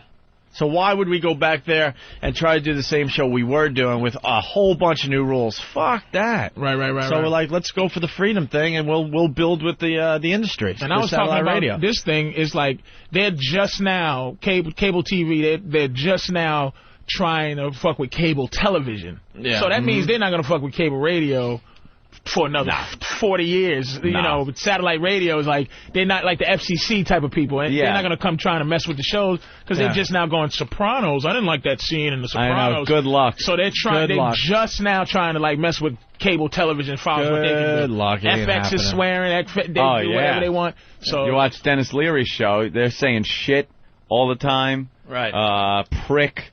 Cock, oh, they're going crazy. Pussy. So I'm happy that it's going well, because always like, we were like, what, nigga, you gonna be back? We would never see him. We would see at a show. Oh, yeah. Once in a while. Every so often I'd show up at Caroline. And you'd be with your girl and Fat Man. And Big Kev. Big Kev. Yeah. And, hey, what's up? You leave, but be around. We're like, what the fuck, man? What's going on? I would just I went in hibernation. Just wandering around by myself, just trying to figure it all out. Dude, this has been my life since I was like 18, you know? I'm such a loser. I always think I'm going to just pop up somewhere. So I'm just thinking, you'll pop up somewhere. And I'm not even thinking about a career or lifestyle. It's just like, man, you'll pop up somewhere. Come on. Patrice, we knew this time we really fucked up. bad. Yeah, it was a good one. Bad. And if the satellite radio didn't come along, I mean, it's perfect timing. And I'm so lazy. Timing. I thought y'all was getting paid at the time, right? Paid and just sat on the shelf. I would have been so happy. Nah. You just wanted to be on the radio. We know we could have made the same money being on the air, and we'd rather been working. This is a lifestyle, you know. Did the break do you good? Did you come back like, this is? I actually might have needed that. It was for the first couple of months, it was cool. It was like, now that I think about it, we were a little angry, and there was some of those days where you're just like, you don't want to be here, and you're getting yelled at and shit. So the first couple of months, you're traveling, everything's cool, and then you're like, all right, only 2 years to go. Yeah, I think it kind of sucked. I think it did Anthony and I good though. No, that's what I'm saying. I think we were starting to lose a little of the passion for this at the end there because we were so frustrated. Beaten down. We were getting beat up all the time. On WNEW. Yeah. So it turned out they re-upped our contracts just to keep us away from competing with Howard. That's what I said. And I wish we knew that.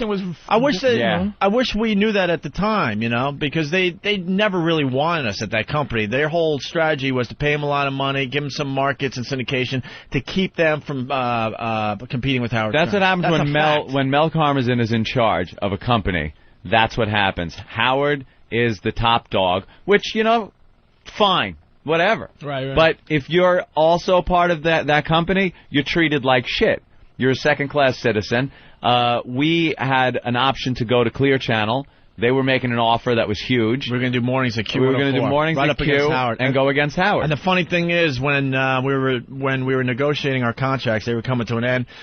The offer they had was so ridiculous for what we accomplished. We're like, are you kidding me? And they're like, well, this is our final offer. They were playing a little hardball. Yeah, Infinity was saying that. So we turned around, and Clear Channel said, well, fuck that. We'll give you 5 times what they're offering. We'll give you this and the markets they're going to give us. Is this before or after the incident? This was before. And in the incident, everybody said, "Oh, yeah." But so not only were they going to give us mornings, like a ridiculous raise, like 4 or 5 times what we were making at the time. They also were going to throw us in all these markets, syndicated markets around the country. See, Infinity, a lot of people think Infinity was the good guys because they syndicated the Opie and Anthony show. They had no choice. They did not want to syndicate this show. 3 years after being kicked out of Boston when we had huge ratings up there, we still weren't even being heard back in Boston, and they own property there. They signed us because they didn't want us going against Howard. It was watch Rocky 3. Such a fact. Watch Rocky 3, and you'll see. I was protecting you, Rock. Remember that? That's what Mel is to Howard. He's a wrecking machine. So he'll tear you to shreds, Rock. So how many years did this incident rejuvenate your spirit? Like another 10 before you might get retire to some small market, whatever again. Because this whole Letterman-y. No, the satellite radio thing is so exciting and growing by leaps and bounds. Like when we got hired, XM had 2.2 million subscribers. I'm hearing they're around 5.2 now, in one lousy year. Lousy year. And it's grown that much. And then we just been added to the XM Canada lineup. We have this huge DirecTV deal that XM made that we're going to be part of that. We're going to be exposed to like 15 million homes. Obviously, not all of them are going to pick us up. Probably a small percentage. But when you start adding it up, and now we're talking to a huge audience again. The thought of going on the air on regular radio and getting done with the show and having a guy go, after today, you can no longer say poo-poo. There's none of that on There's nothing on XM like that. There's nothing. We have not heard one thing. So just to finish the story, so then we go to Clear Channel. They give us the huge raise that we deserved. We really proved ourselves for like 3 years here in New York. And then they're like, not only are we going to throw you in mornings, you're going to compete against Howard. We're going to throw you in another, I think it was like 15 cities or something like that. So we go marching down the hall to Ken Stevens, our boss at the time. Like, hey, we're leaving, man. You said that was our final offer. Well, this is what we got. And I remember Ken's face like, just give me an hour. He was like freaked out. And we're just sitting around in our office laughing, just being goofy, waiting. And then all hell broke loose with the company. And next thing you know, we're meeting with the big guys. And they're sitting us down and going, okay, we're going to sign you. We're going to match the money. No problem. Right away. We're in a conference room for like an hour and a half. We're going to match the money. No problem. Now it's no problem. But y'all stayed at Infinity then? And then they're like, and we'll see all these cities, we'll match that too. So we'll find a property in all these cities or close enough, and we'll give you a few extra. Is that good? So you stayed at Infinity? Yeah, that was the choice we made, unfortunately. That's our fault. So, but you know we what? should have left. Who likes you? Clear Channel liked you. I'll tell you what happened, though, with this. We should have left. I kick myself every day that we didn't leave at that point, you know, because we kind of knew what the company was all about. Yep. But we didn't know what Clear Channel was all about. Clear Channel, yeah, and we were starting to hear the stories that they were getting a little tight. We'd have been gone by them, too. So we fucked up. I didn't think the Catholics had it like that. That's what... That's the whole thing that went through my mind every time, like, we see Norton. If you thought you would be... Norton was in deep... like emotional coma. Oh, yeah. You know, Norton goes by his emotions. I mean, when he's happy, you know it. You go, goddamn, Norton, do I have to know you're happy? When he's mad, you know it. When he's sad, you know. He's just useless when it comes to this kind of phony kind of, I gotta go to sleep. Like, he kept going home and preparing as if the radio was coming back on, so he would go to sleep at 10, hoping that, you know, you get the call the next day. Yeah. And we would just go, you know, cheer up, dude. What the fuck is wrong with you? And thank God you guys had tough crowds and stuff, because he would have killed himself. That pulled us out, but we never thought about it. Like, we used to just laugh about Paul. We didn't know how big it was. We didn't know how big of a deal that was. But I didn't know the Catholic Church. That's what I kept saying. The Catholic Church has it like this? Yeah. I never heard of that. The Catholic Church never commented about what we did. I subscribe to Jews as the major in your career person or people, whatever. And I did not know that could happen. It's such a surprise, a big company that got scared and knee-jerked and threw us off the air because they didn't want a bad publicity. So we should have left. I'm not going to lie to you. But it's good to see you back. It's good to see your face back. But we knew what we had at Infinity. I'm like, all right, we know what we got here. We don't know how it's going to... We just should have done it, though. You know, because then we're sitting there in the office like, all right, well, the money's good, and you're going to match the markets. That's good. And then Ant and I look at each other, because now we're feeling cocky. You negotiated your own deal? No, we had, our agent helped us out, but we certainly did a good job ourselves. And we're sitting there, and like, we had him by the balls. We're like, what about this thing with Howard where we can't mention his name? What was it called again? The gag order. The gag order. Okay. We got this is the God's honest truth, which just amazes me to this day that Howard would pull this shit behind the scenes. A guy that went after everybody, took on all enemies and beat them up and did whatever he had to. But then when we showed a little power and that we weren't scared, instead of fighting us toe to toe, he went to Mel Karmazin and the big boys. And he actually got a gag order where we couldn't mention his name. Mm-hmm. So then we were referring to him as Radio Edit. We couldn't say Radio Edit anymore. Then we would be like, the guy. Who. Oh, no, you can't say who. So then the lawyers... You can't even elude. Dude, the lawyers started coming up with a whole list. You can't say his name. You can't say who. You can't say Radio Edit. You can't say Baba Booey. You can't say this. You Nothing. Can't, because he was pulling some shit. We're like, fuck this. He ain't going to do what he did to DeBell and all those other fucking guys in the old days. He ain't knocking us down ever. Right. So we kept going, and we risked our own careers like getting fired. So the gag order was in place, bad. And then they realized we just were coming up with a whole new word to refer to him. The list started getting longer and longer.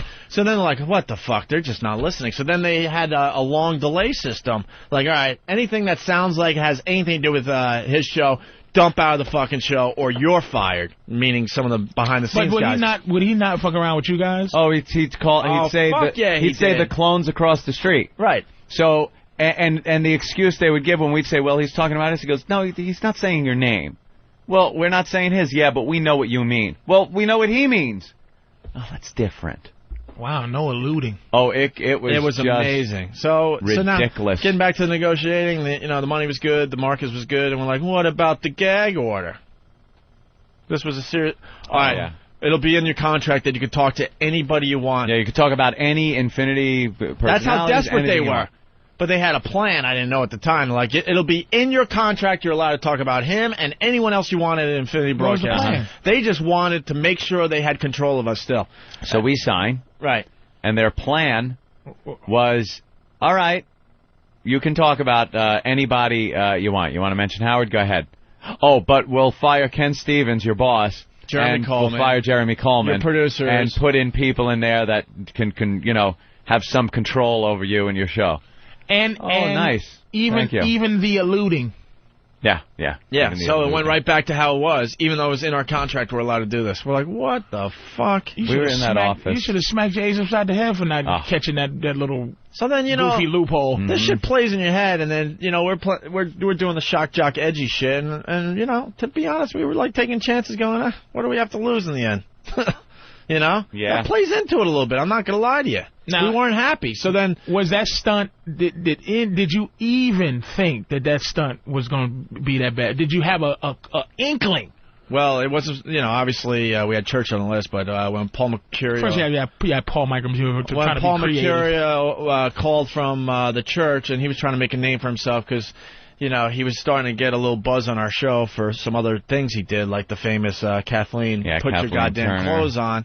In the middle of The Graduate, Kathleen I remember that. And that was fat actually slob, she's getting naked. Hilarious, man. And we set up this bit where a Broadway show, Kathleen Turner was getting naked every night. Kathleen, put your goddamn clothes on. Right. We set it up with Paul. He stands up in the audience and shouts it, gets it on tape, everything. We played it on the radio forever. And he became huge in the fans' eyes. Mm-hmm. Huge. Yep. And he even made fucking T-shirts. He was so happy. All the comedians blamed him, but did you guys blame him? Was you guys on him like that? At the time, it was hard not to. It was hard not to. It's a tough call. Because is it something he did? Yeah, it was like we felt like obviously we felt there was a time during that whole thing that he could have at least got out of the situation. Would that have helped in the end? Has he been here? Fuck no. Oh, no. Nah, I don't. All right, guys, I don't really want to talk to him. It's time to let it go.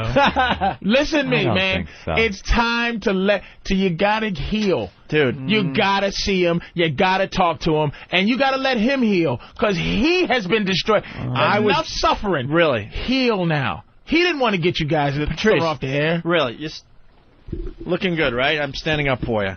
This body was 30 pounds lighter because that motherfucker. Fuck him. Oh, you started to fade away. I was fading fast, bro.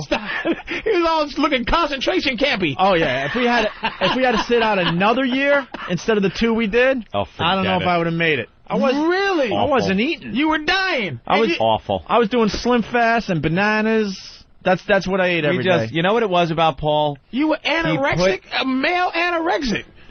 Which amazes me. I didn't think I had it in me, but that's what happened. Wait a minute. You cannot. Let's be serious for a second. Yeah. You cannot. Not even to look at him, just to go. Dude, we went to Manny's wake, and then went to the diner afterwards. You were looking at me like, whoa, dude, start eating. What the fuck? Yeah, you were even concerned. Like, what the fuck is wrong? Because I always thought you can't crawl inside somebody's body or mind. But I was like, I did not think you guys. I didn't think anything happened, because I always think, like the T.O. thing, I always think we have a marketable skill. Yeah. Like Marv Albert with all his little panties, and no one's better than Marv Albert as color commentator. So we thought we had but when it's you, it becomes different. It's exactly. It's totally different. We had articles from all over the world in all sorts of languages. I was just convinced, man, we are going to be so blackballed and we are done. But and people are like, well, at least you were getting paid. Well, great. You got to be happy to be spending that money, right? I wasn't happy. Wow. Fuck yeah, dude. All right. Fuck him. So there was a time we felt, even though Paul was, in a weird situation, he could have got out of the situation and chose to keep going, screaming stuff like, "Where's your God now?" And even the cops were like, "Get out of here!" And he's like, "I ain't leaving." And he wouldn't leave. Who knows if that would have helped? Was it a funny feeling in either one of the pits of your stomachs? Dude, like, gee, Paul, get out of there. Know what it was Absolutely. with know what it was with our old show too? And this is the rule Paul just ran past. We did some crazy shit. Without a doubt. And we'll continue to do crazy shit. But there was always something, whether it was Anthony, myself, or other people that were doing these stunts, let's call them, they always knew when to bail. Just to save the show. Yeah. And you know what? And we learned a long time ago, that point is a lot further than most people would take it. You could really go way, way further than most people would do. But something happened when you felt it. But all of a sudden you'd be like, all right, we got something out of this. We got the whole fucking city talking, the whole country talking in a lot of cases. Time to bail. Leave. Time to get the fuck out. There's no reason to stay any longer. You can save a life. And he looks like Angelina Jolie now. And he just kept going, and I'm like, oh, and he looks like Gia. Gia. He looks like Gia. He's sick now. Oh. I want you guys to go home and think about this after today. Fuck him. He's got an Emmy. Fuck him. All right, cool. Fuck him. Fuck him. Fuck him. I think we need to dwell on... I was just trying to see if I could be a actual psychologist. It didn't work. Damn, y'all are cold, baby. Don't we have more fun material to run through today than this crap? Oh, really? I was just interested. I don't know. I know. We just run through it so many fucking times. I never really got the whole... It's interesting, though. Sammy in Queens. What's up, guys? Hey. Listen, I've been a listener of you guys since day one at NEW. It's time to write a book. Well, if we had a real agent, that would have been done years ago, so... Yeah, I mean, there's so much shit that I didn't really know about until now with Clear Channel and all that. Yeah. I mean, you guys can really put a good book together. That's all I got to say. We're working on our own because our agent has dropped the ball on that and many other things, so... yeah, we'll see what happens. We were close to an actual deal. We were very close to an actual deal, and then it's kind of just sitting on a table right now. Yeah, but let me tell you, it'll be a really good read, let me tell you. All right. Thank you, Sammy. Take care, guys. All right. Bye. There's so much shit we should be doing with our names in this show that just isn't getting done at this point. Video. Anyway, so that's that. All right. Going down that road again. Speaking of the FCC, we haven't even done the Family Guy stuff yet. All right. The Family Guy show about the FCC and Peter Griffin starting his own network because he was sick of the FCC cracking down on television. Did you guys see this episode? And we'll get Blue in a second. We got Keith the Cop. We got lots of shows still to do here. I like when people ask us questions, though. I'm the guy that's always asking. I'm the guy that's always asking questions. It's nice that someone asks me a question. I just didn't know how deep it was cutting. I didn't know. Who goddamn knew, man? We all do suffer, but I just didn't know. I knew when I first came back. Always like, Nah, but then, no, I mean, I got to stick up for myself, too. Coming back to radio was the worst timing ever for me because my pops died less than a month before I did my first show. Okay. Well, maybe a little more than a month. And it's just like, what? And he was like... He was everything to me, like a friend, a father. Like, he was the biggest fan of the fucking show. He was going through heart shit and would call the show from an ambulance in the old days. Oh, shit, I didn't know that. Oh, yeah, he was the man. So then I thought it was all over a girl on the radio. I was like, pick yourself up, Buckaroo, let's go. There was a bunch of things, and then the pops and my mom were in a horrific car accident like a month before we started up again. Right. And I lost him, and it was like, oh fuck, dude, I called it in for the first 4 months. I don't even remember what we did the first 4 months. No fucking idea. So are you feeling 100? Good. Are you feeling how much percentage are you guys feeling right now? Like, in terms of this show, relative to your highest point in the past, and your highest point now. Wow. I will debate this with anyone who wants to debate this. This show is so much better than the commercial radio show. So much better. The only aspect I think that's lacking a little bit is some of the craziness as far as, everyone brings up that fucking 55-gallon drum thing and Boyer bus, things like that. But they don't remember that shit was happening a good year after we were at NEW. We were playing fucking music and just trying to, get a few words in edgewise to even talk for the first year we were over there. People just remember it like it was insane craziness every day, 24 hours a day over there. How long were you over there? How long did you stay there for, 4 years? Were we there for 4 years? Had a 3-year deal, and then we did a year out of our other deal. But the first year we were there, it was music. We were a rock station. So you feel back to normal and better? Well, definitely. Yeah. All right. As far as our talk show goes and the Opie and Anthony show goes like this, so much better. It's so much easier to be able to converse naturally, not have to worry about fitting so many commercials in. You have to stop talking in the middle of something because commercials got to be played. You can't talk about it because you got to work your way around the language. That shit is fantastic. And then the old show, man, we just ran out of shit to do. Yeah. We have a much better behind-the-scenes staff that is bringing a lot of stuff to the table every day. But we're looking so we don't feel like we're struggling. I mean, I can't tell you the last time. This is the worst thing as far as a radio guy sitting in my seat. When this show is struggling, it is brutal. And sometimes they don't notice it out there. Yeah, you have no idea. I mean, we got the flop sweat and everything. Like, holy shit. You're hanging on by your nails. We have to go, and we ran out of shit to talk about. You're juggling, hanging on by your fingernails. and somehow shit comes out of your mouth, so the people at home are hearing a show. You know, but you're here. Luigi's. Yeah. We did that already? What the fuck are we talking about? Pizza Hut. Pizza Hut. Oh, man, dude. And then you start digging up old bits to just get to the end of the show. That's just the nature of the beast, and, you know, the way it was, especially back then. But, you know, you live and learn, and we've got people in place and things in place that give us material. And years went by, Jack. Yeah, it's a whole new game. But with things like the homeless shopping spree that we want to do, that's coming back. And you know, we've been here a year, got a listener base going that we can start to exploit for other wacky things. Were you happy about the Halloween turnout? That was very cool. Turnout. Yep. Yeah, absolutely. We got our power back. So. Yep. Okay. And it just goes up from here. All right, so the Family Guy, the FCC episode was great. Peter Griffin, sick of what was on TV, so he decided, start his own network. I mostly want to play the FCC song, but here's a clip from Family Guy. They do the uncensored version that dude for the DVD. He's all three voices, you know that, right? Yeah, he does. He does everybody. Just about, yeah. Man, what a great show. Does the dog, he does Peter, and who else? Now, what keeps the FCC? Oh, Stewie, that's right. What keeps the FCC from having domain over this thing here? I don't know. They do, but I don't know. Disclaimers. It's on. What time is it on? 9. I don't know. I think they'll probably jump down their throat. Give them enough time. Yeah. Let them really get on the radar. Let groups really start fucking with them. This next clip is just absolutely brilliant because we dealt with this on a regular basis.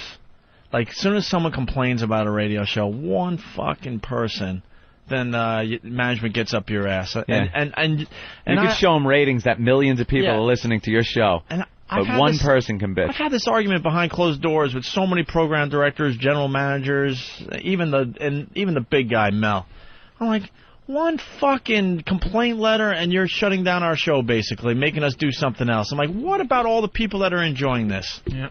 Why are you caving to one stupid hate mail? It's the boxy states, dude. I'm telling you, one creepy lady says, I was offended. Yeah, it's over. All the my children. Sociopaths need to start supporting on that level. They just enjoy. Like, some truck driver, he's driving, he's like, this is great, man, I like this shit. Yeah, but he's not going to write a letter. He's not going to even write a letter if they take it off. No, he's not going to go, dear fucking name. I enjoyed this show, and now it's gone. That's one way. That's really one way we can fight back. Will that ever happen? I doubt it. You know what? They do get 1 or 2 letters when that happens, but those get thrown away. They get 1 or 2 complaint letters, and they take it like, oh, well. I'm not even talking about the FCC.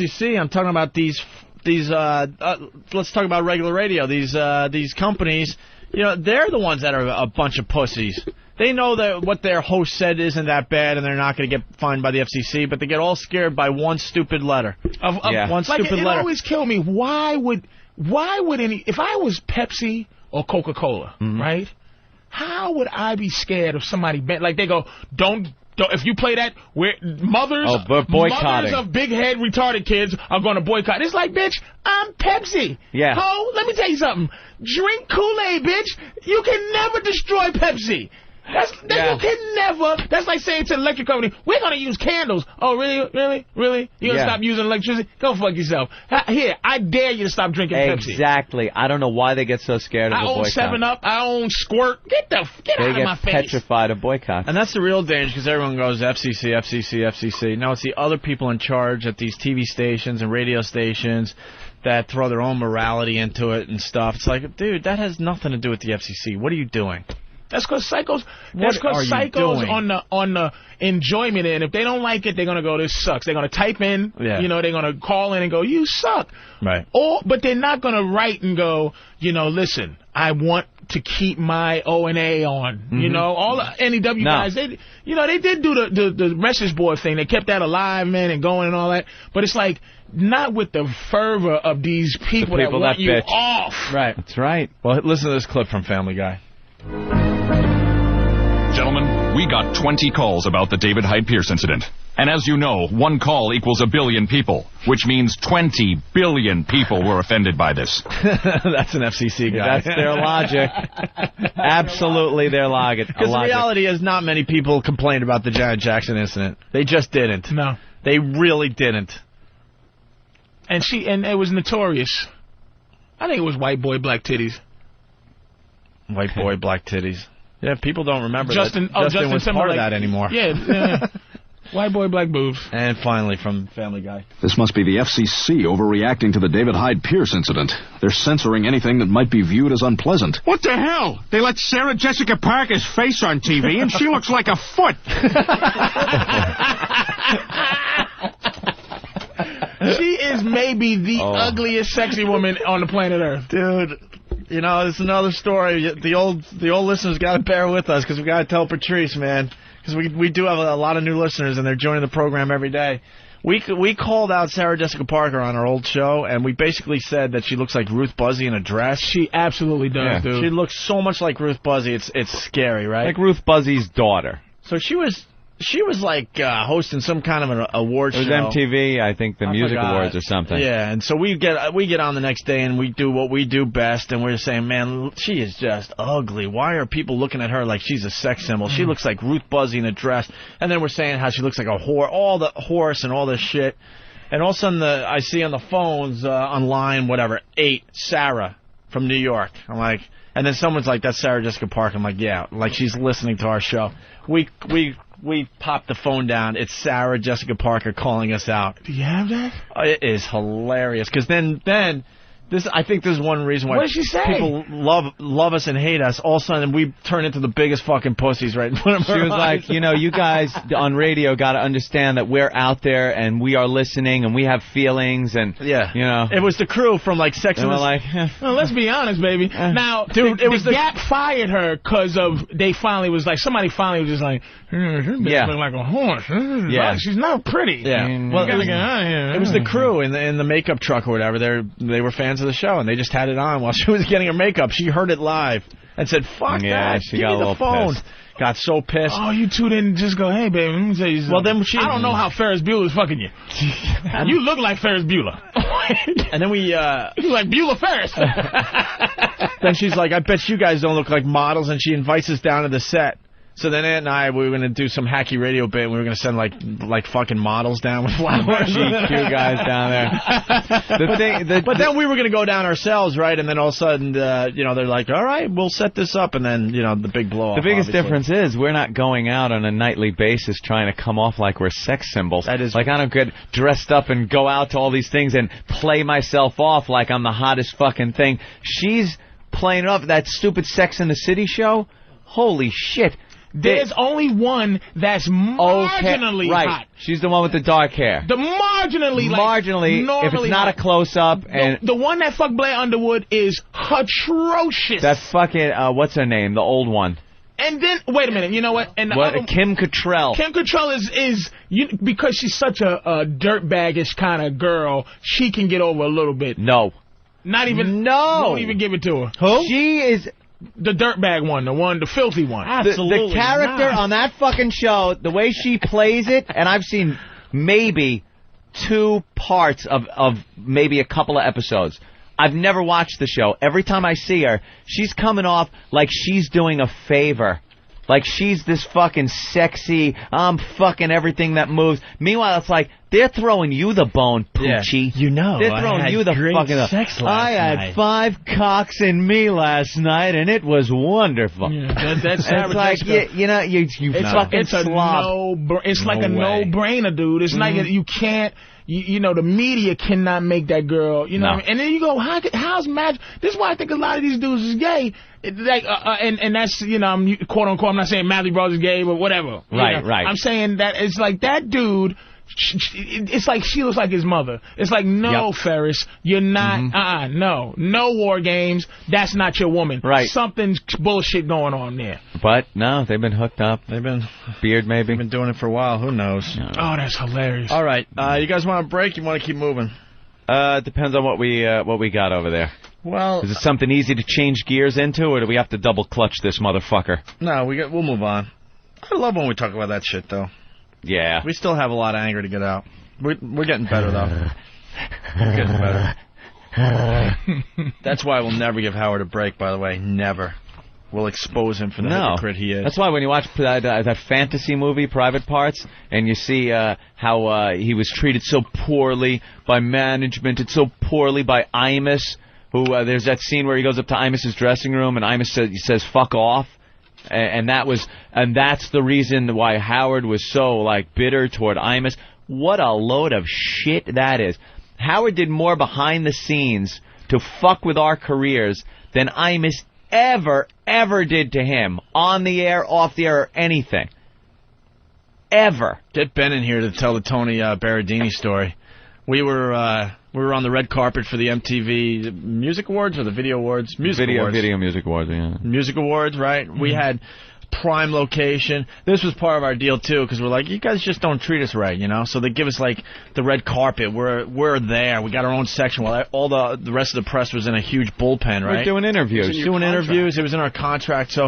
So you know, Viacom, who owned MTV, and our show, and Infinity Broadcasting, you know, was putting on the shindig. And we're working for the company that's putting on the fucking MTV Music Awards. So we're done with our show, and we got tickets for the event. First time I got to go to the, and the only time actually, the MTV Video Music Awards. It was amazing, right? Which was definitely cool. And the company that we worked for had a VIP area where you go in, you drink for free, you eat. And it's all the program directors and general managers of, like, these stations that we're on. Right. You know, up in Boston. Right. So then, and there's, like, the real celebrities are in there, the big guys that you can't just walk around with the common folks. So you're like, holy shit, we're going to get to, like, meet some real shit here. Hobnobbing. And to this day, we get, you know, all starry-eyed for that shit. Cahooting. So we go to the door like, OP, and, you better, you better watch Blue there. Is your homeless guy running off? Your homeless guy's wandering around. He's talking in a second. Yeah. So we go to the door. There's a kind of a bouncer there. We're thinking nothing of it, of this area to get into basically paradise, free foot. You know, we just explained whatever. So I'm like, I know this. So Anthony, it was me and Anthony. I think Ben and a couple of our guys, tiny little entourage of the Opie and Anthony show. We walk up to the door. I'm like, yep, I'm Opie from the Opie and Anthony show. Feeling good about ourselves. Just had a great broadcast, right? All of a sudden, the guy knew we were coming. Without a doubt. He didn't even have to look twice. He goes, you can't come in here. Yeah. I'm like, what? What do you mean? We work for the Opie and Anthony, you know? Ask somebody. We work for the company. Assuming maybe, the theater that this thing was in, maybe it was one of their guys. He goes, oh, no, I know who you are, and you're not allowed in here. I'm like, what? Wasn't it that we were at the elevator, and we saw Howard and his girlfriend at the elevator? Well, that's Keith, you stink at telling radio stories. I gotta tell you. That's the punchline. I thought that was before the fact. No. Absolutely not. Absolutely not the first time that's happened on this program. With me? Huh? Me? I think we've all done it. All right. Sorry, Keith. You do a lot for the show. I apologize. Okay. And by all, I mean everybody but me. I'm sorry. So wait, You brought the homeless guy in, so I'm sorry. That's right. I'm trying to be nicer. I'm sorry, Keith. So they don't let you in, but no. Listen. So then I go. Ben, I think, knew that Tony Berardini, the GM of BCM, one of our stations, was in there.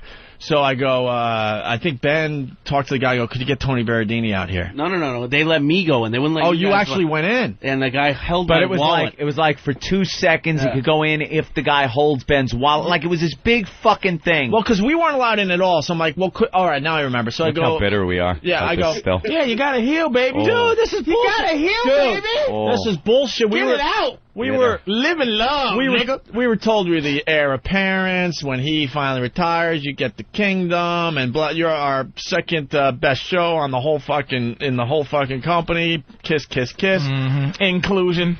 Yeah. So Ben is allowed to go in there because now we're looking for someone to see what the fuck is this about. And you grab Tony Berardini, right? The old GM of BCN. He comes running out like frazzled. Guys, Howard's in there, and he's fucking freaking out, and he's scratching his head. What? He's like, you gonna fuck him up? Dude, like it's the Warriors. Didn't want us in there. The place was huge. It wasn't like we were in a little studio like this. The Sharks are here. Howard. Dude, so get the Barracudas. Barracudas assemble. Dude, It was like mezzanine level. Yeah, it was pretty much the whole mezzanine of the place, or half of it. It wasn't even like we were going to bump into each other. Tony comes out, who had a lot of power at Infinity at this point. He looks like a crackhead, man. He's like freaking out. He runs out, dude, Howard's in there. He's freaking out. You guys can't come in. You got to understand. What level? That pussy did not want us back there. Freaking out on what level? That he did not want us in the same room as him at this big event. It was his fucking, time to shine, and us scumbags weren't going to be in the same fucking room as him. The same company. But you wasn't looking for no shine. You was kind of just going in, I'm at the MTV. Look around, right? Dude, that's all. Exactly. That's all. Grab a drink. But this paranoid fuck thinks it's always all about him. Like, we could give a flying fuck he's in there. I want to just go back there and, check it out as a newbie. Go back and see what it's all about. But this paranoid, all about him fuck is like, no. As a newbie and supposedly a very important part of the company. And Mel Karmazin was back there, and he's the head muckety-muck of fucking Viacom at the time. So there was no way that his boy, Howie, was going to tell him something. And he wasn't going to do it. Allowed to even tell this story at that time. No. So this was gag all the time. Yep. Oh, yeah. So the next day, we can't even... Now we're pissed and can't even talk about it. Can you imagine how great that radio would have been that day? Like, you guys are not even going to believe what fucking happened to us. I'll even have a show that day. You had to be salted up. So when people say, why fucking, you motherfuckers are obsessed. You guys are so pissed at Howard. Why? Why? And that's just one in a number of behind-the-scenes little fucking things this pussy did to fuck us over. Right. The hypocrite that he is, that he then gets on the air and talks about, Billy Crystal ran away from Stuttering John while he was trying to do an interview. But what's the matter, Billy, you pussy? What, you can't take a few questions? Shit like that would go on, and then behind the scenes, he's fucking calling it. Our boss is constantly on our ass because he's like, guys, how many fucking calls do I got to take from Howard about you guys? Knock it off already. And we're like, well, let's knock it off. What the fuck are we doing? All I have to say is January 2nd. Yeah, good. Have fun. Coming back from skiing very early to take a meeting where we thought we were going to get fired. Coming back from our Christmas vacation to meet with Mel Karmazin because we thought we were being fired because we was talking about Howard. Because we talked about Howard and his stupid daughter. And his daughter and her fucking problem. At the time. So then we're outside this room, and Tony is freaking out like, dude, he's... And all of a sudden, like, we're out there like, what the fuck, Tony? You kidding me? This is, Who would he tell to keep you out? There was someone there that he could, just say, keep them out at the time. Because Mel Karmazin. No, you were set up to go in, right? Yeah, we didn't think anything of it. We're like, so Mel was there for him to be said, look, I don't want to... Dude, the bouncer knew, so it obviously was a whole thing. That the word was said before we I would love to name names. I would assume it was a Mel thing. Mel Karmazin. That, because Howard talked to Mel and said... Howard went to Mel and said, those motherfuckers don't come in here. And Mel said, you're my boy. Right. So, all right. So then we're standing outside the room, right? Dude, we're standing outside the room with Tony, and he's just freaking out because he knows, like, we're just dicks, and we're just gonna say something, and we're either gonna try to get in the room or we'll say something stupid on the air the next day. So he's like, oh God, I don't need these problems, blah blah blah. So Howie walks out with his chick, right? And now Tony is begging me, going, please don't say anything. And I'm like as Howie's going to the elevator, getting to the Keith part. And Tony is actually holding me back, holding my shirt. Because I was going to get in his face and call him a fucking hypocrite. Tony's begging me, please, just do me a favor, please, I'll do whatever you want, please. Does he see you? Huh? Does he see you? Oh, yeah. And yes, Joe, from Raleigh, he says, didn't that fuckhead Howard once accuse Anthony of stealing his voice? Yeah. He once actually got on the air and said, and the one actually stole my voice. He uses my voice. Like, not even like I'm doing an impression of it. He thinks my voice was his voice. But he never acknowledged you as Opie and Anthony. He called you guys or those. Not until the day we got fired and could not then talk about. Right. When we finally didn't have a platform. Right. Then it was Opie and Anthony. Opie and Anthony fucked the company. Opie and Anthony did this. They blew it. Opie and Anthony, blah blah blah blah blah. And I'm glad. Who was it? David Hinckley, or was it from the Post? Manelli that pointed out what a fucking back down pussy Howard is. Yeah. In the paper. They had some kind of meeting with Joel Hollander and got yelled at. Has there ever been one time where where he met up with you guys, where it's like he actually, it was going to be ahead. It was going to be a pay-per-view. He avoided all contact with us. I did it behind the scenes. We've told this story too many times, so I want to just brush over it. But he was doing a press conference for Son of the Beach when it was coming to television. Doing a press conference down at some hotel. Where was it? The Plaza. I mean, the old Tiger never just came out and just goes, never. Fuck, you pussy mother, you know that old Tiger. Come on, you We got press credentials. We just wanted to go down there and see the press conference. We just gotten to New York. We just started to get a little bit of a buzz going. And we had our press credentials, so we went down to the press conference, which was happening before our show aired, to see Howard deliver his press conference for Son of the Beach. We get down there, people start looking at us, they're talking, blah, blah, blah, and security comes over and tells us we have to leave. We have to fucking leave his fucking press conference. This, by the way, was the same day that Billy Crystal thing happened on his show, where he bitched out Billy Crystal because Stuttering John wasn't standing there and taking his questions. We weren't going to do anything. Dude, swear to Christ, we were just going to sit there and look at the press conference. I know you want to brush over this story, but I don't care. I can tell this story 10 times. It makes me laugh, and I know listeners, it makes them laugh every time. So Ant and I, we're in the back row. We're sitting there waiting for the press conference. It's supposed to start at, let's say, noon, okay? And they have little finger sandwiches. So we get a nice little plate of finger sandwiches and a pickle, and we're thinking no one even knows we're here, right? We're just in the back minding our own fucking business. The real problems were in the front row. We had 3 other guys in the front row. Psycho Mark and other guys that really would have done something. So we're sitting there, and I'm talking to Anthony, like, what the... Man, this press conference is... it's supposed to have started. No, it's not 12:50. I wonder why the delay, you know? I'm wondering why the delay. Then all of a sudden I see one of Howard's guys, I guess, notices we're there and runs out of the room. Little did we know at the time Howard was in a limo outside the plaza sitting and waiting. He was sitting in his limo, wouldn't come in the fucking building until we were thrown out. Waiting for us to get kicked out. This is another fact, okay? So then, but Billy Crystal's a pussy for not standing there and taking Stuttering John's questions. That same day, he's like, "What's the matter, Billy? You're a pussy. You can't take it. You can't stand." Yeah. There he is, Howard, going to his own press conference, wouldn't fucking walk in the building until we were thrown out. So next thing you know, it's now like 12:20, and all of a sudden a guy comes up to us who's a huge fan, and I guess he's one of the security guys at this event. He goes, "Dude, I'm a huge fan of your show. You guys aren't going to do anything, are you? Because now there's a buzz." I'm like, "No." And then I go, "No, man, we're just here to have some food and check it out, right?" He goes, okay, I just had to check. I'm like, all right, that's that. We're thinking nothing of it. More people start looking at us. I'm like, oh, boy. Next thing you know, a huge security guard comes up to us and goes, "You guys have to leave." I'm like, what do you mean? We got invited. Here's our press credentials. No, you guys got to leave now. And now he's really going to get, like, kind of rough with us. And so we stand like, well, we're not going to cause a scene. But at this point, everyone is turning around. Now we're getting escorted out of the Park Plaza with all these publicists and these people in suits. Are you guys yelling out, "Oh, he's doing it"? We were all good. We didn't do it. We were good boys. You just left. We were good Infinity boys because... Yeah, because we're working for the same company. And we knew we would have gotten... we're like, what the fuck is this about? So in trouble. As we're walking out, everyone has their arms folded. Like Howard's people and the publicists and stuff, they have their arms folded like, "How dare you?" Yeah. I'm like, what? Like we were the scum of the earth, right? And it wasn't until we left that the faggot got out of his fucking limo and got in and did his press conference late. We walked right past his limo that was parked right in front of the plaza. He was in there. Calling pussy. When we got back to the studio. At that point, studio, at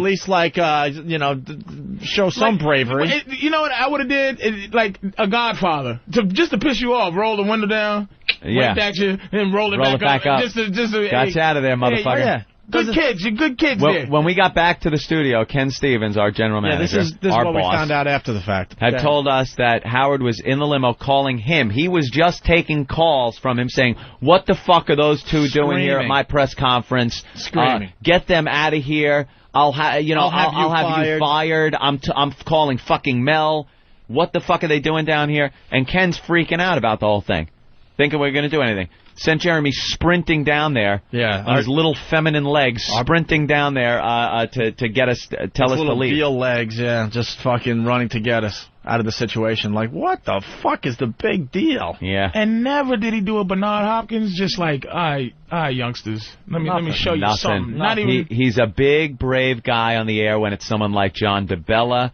when it's someone like those other two clowns from California that he got into Mark and Brian. Anyone he battles on the air and then goes, these pussies, they don't want to fight because their program director says the best way to deal with Howard is just to ignore him. Well, we weren't ignoring him.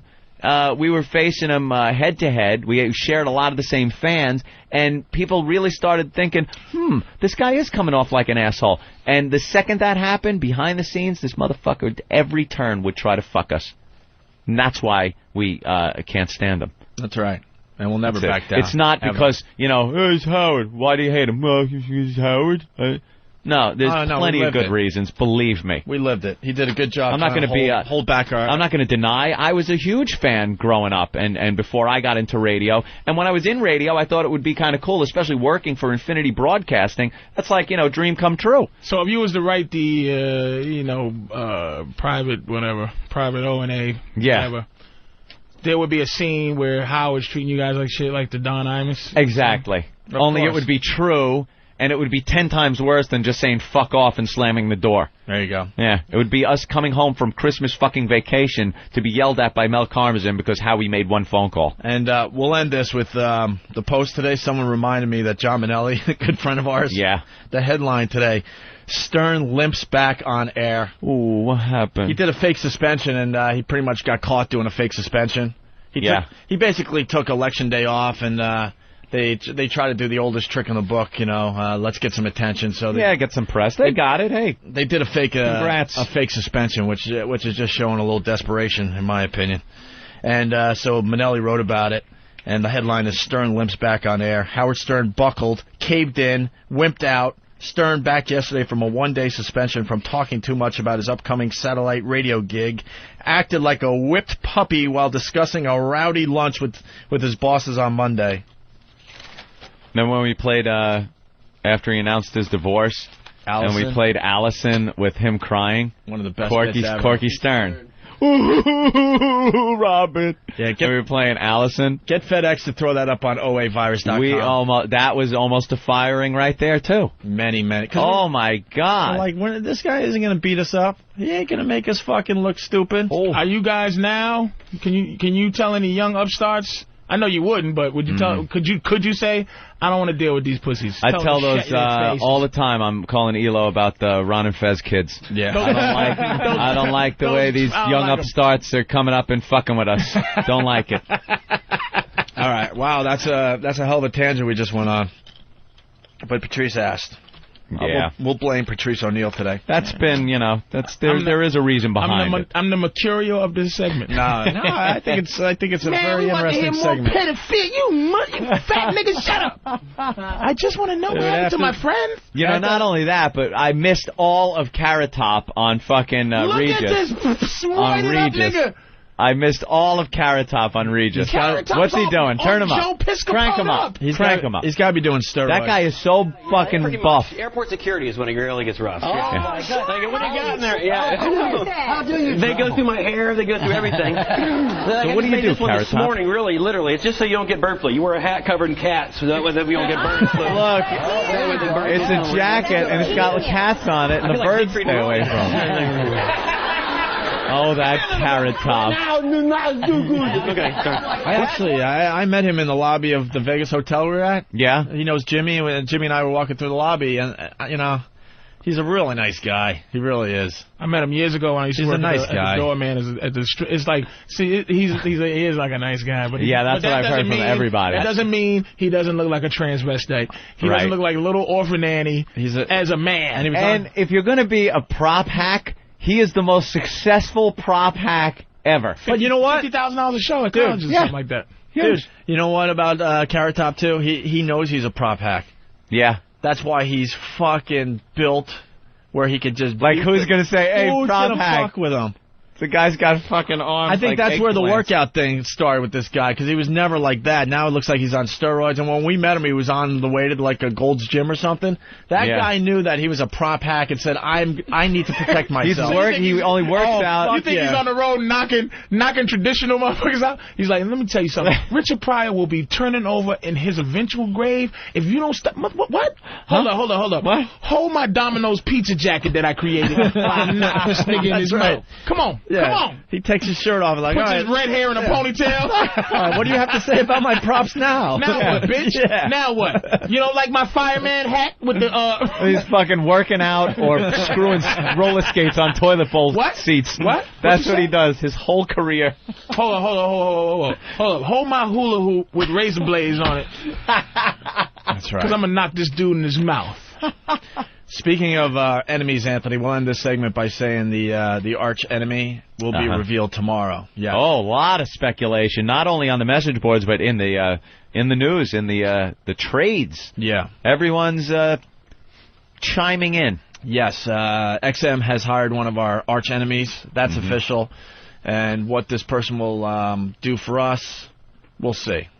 Do they have connections with General Motors, the secret person? But the arch enemy will be revealed tomorrow. This has been an ongoing little soap opera on the show. I hope, if you see me over here typing, Opie, occasionally, I hope you don't think I'm not being part of the show. I am corresponding with an Eric Logan. Can I please have your VIN number was one, so I had to type that in. Here's Elo. I'm on the phone as we speak. I'll have an update for you shortly. Look at this. Which door is it? He wants to know, so I put driver's side front door. Blue chip? Did you put blue chip? Blue chip is the color, of course. Look how much power we have at XM. You were talking to the Mac Daddy boss about getting you a stupid door, and he knows better than anyone that we're in the middle of doing a radio show. Yeah. But he knows that we could, like, multitask. Multitasking. A few jokes and then take Hope care of takes off with some dialogue. I could type in a quick VIN number. I'm getting a door. You would think the guy would go, wait, why don't you call me after the show? No. You guys are busy. We're professionals. Hey, Anthony, it's Gamefly.com, the world's leading online video game rental service. It's Love it. Very easy. You send a game back, and the next game on your queue list is automatically sent. I got to find a new game to play, by the way. Yeah, well, Gamefly is the best way to find a new game because it's not like you're going to the store, buying a game, getting it home, and realizing it sucks ass. You go to Gamefly.com, you could check the game out. If you like it, it's as easy as clicking Keep It in your game queue. And then you get the mint condition box, the manual. It's all delivered like you bought it brand new at a great member discount. Go to Gamefly.com/XM, get signed up. Only $21.95 a month. You can start with 2 free week XM trial with a free 2-week XM trial. Excuse me. No commitments. Cancel anytime you want. Start playing all the latest releases. All those games you've wanted to play at Gamefly.com. Got over, I think they got over 3,000 titles now to choose from. All the platforms, Xbox, PS2, GameCube, Game Boy Advance, DS, and the new PSP. 2 games at a time. No shipping either way. How about that? You keep the games as long as you like, none of those pesky late fees. All the games you want to play or check out at Gamefly.com. That's GAMEFLY.com/XM. Plug in XM into the promo code box for your special offer. Gamefly.com. And as we go to break, another commercial. Howard Stern loves XM. Oh, man, we have lots of show to do still. We got Blue outside the studio, a homeless guy that Keith the Cop has brought in. We're going to be setting up the homeless shopping spree once again this year. We haven't done that in a few years. But yes, homeless shopping spree coming back to the Opie and Anthony program.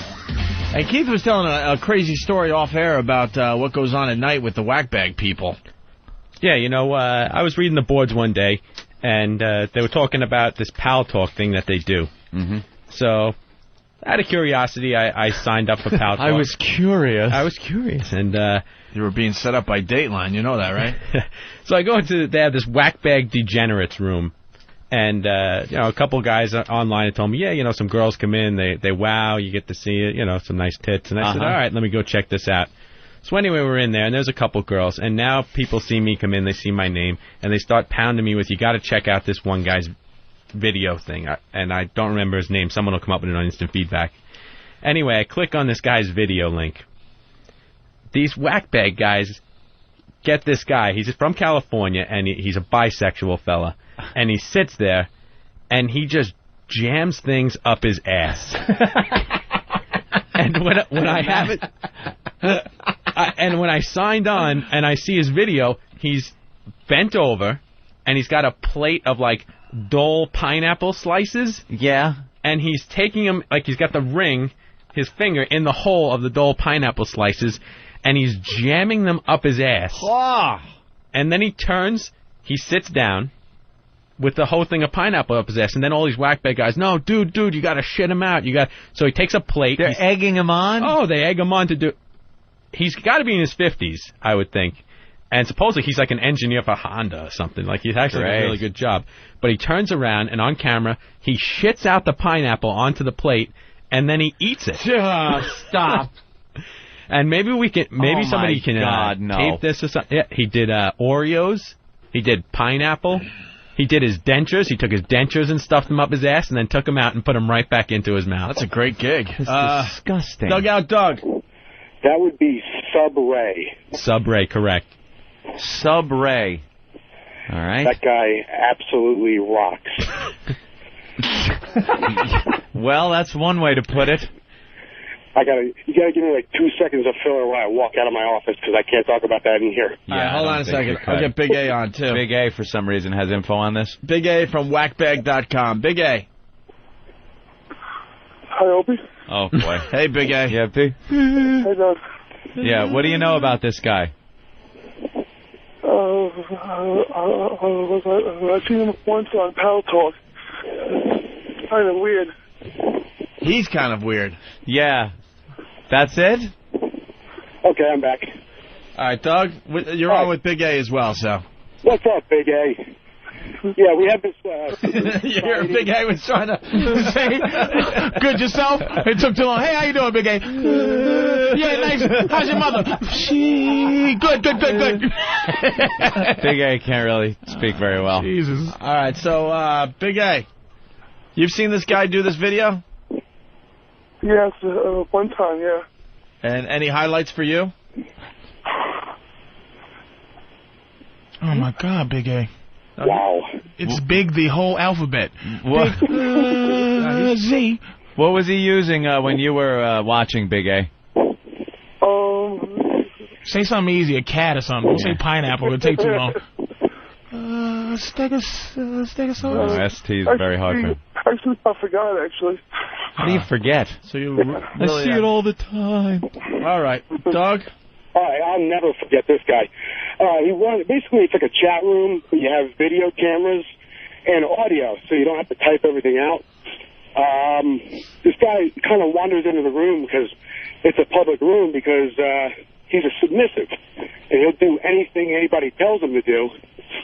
So we get him in there one night, and he starts playing around, shoving things in his ass. But it's things from, like, the kitchen. Like, the first night, he took a slice of pizza, and he shoved it in his ass. It had to be cold? Was it cold? Yeah, I believe it was cold. Yeah, like frozen? Hot pizza. I hope so. Because sometimes you get that hot slice of pizza and it burns the roof of your mouth. The tip of the triangle in first? Does he roll it up? Was it Sicilian? Was it... Motherfucker, what did he...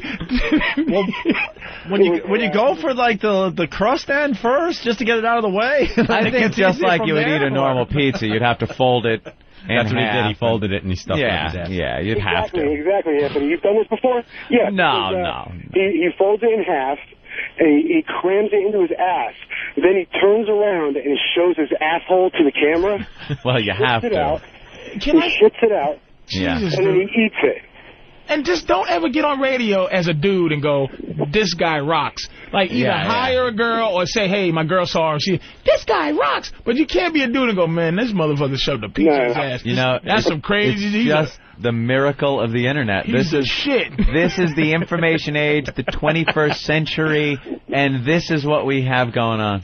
I'm going out on a limb. A technology that, years ago, if you brought up the technology of the Internet to people, they'd be like, this sounds like the most wonderful, useful thing to mankind. The exchange of information at the flash of light, the speed of light, and what can we use it for? I'm going to shove a pizza in my ass in camera, and the world's going to see it. It introduced fetishes on such a high level. I seen a guy that, to this day, it's amazing. It weirdly turned me on. It was like two girls around 1920 that were just kicking this guy in the balls. Just kicking him as hard as their feet could kick him in his balls. Guy's got that fetish. And it's just like, I'm like, wow, those girls really look sexy doing all type of dumb shit to this guy's balls. It wasn't him. You see the it was just to get beautiful girls to do any dumb shit. Trampling fetish, where they wear spiked heels and actually step on his bag and with the spiked heels. And guys are, into this. I never knew that was out there. Ooh, how would you? How would anybody?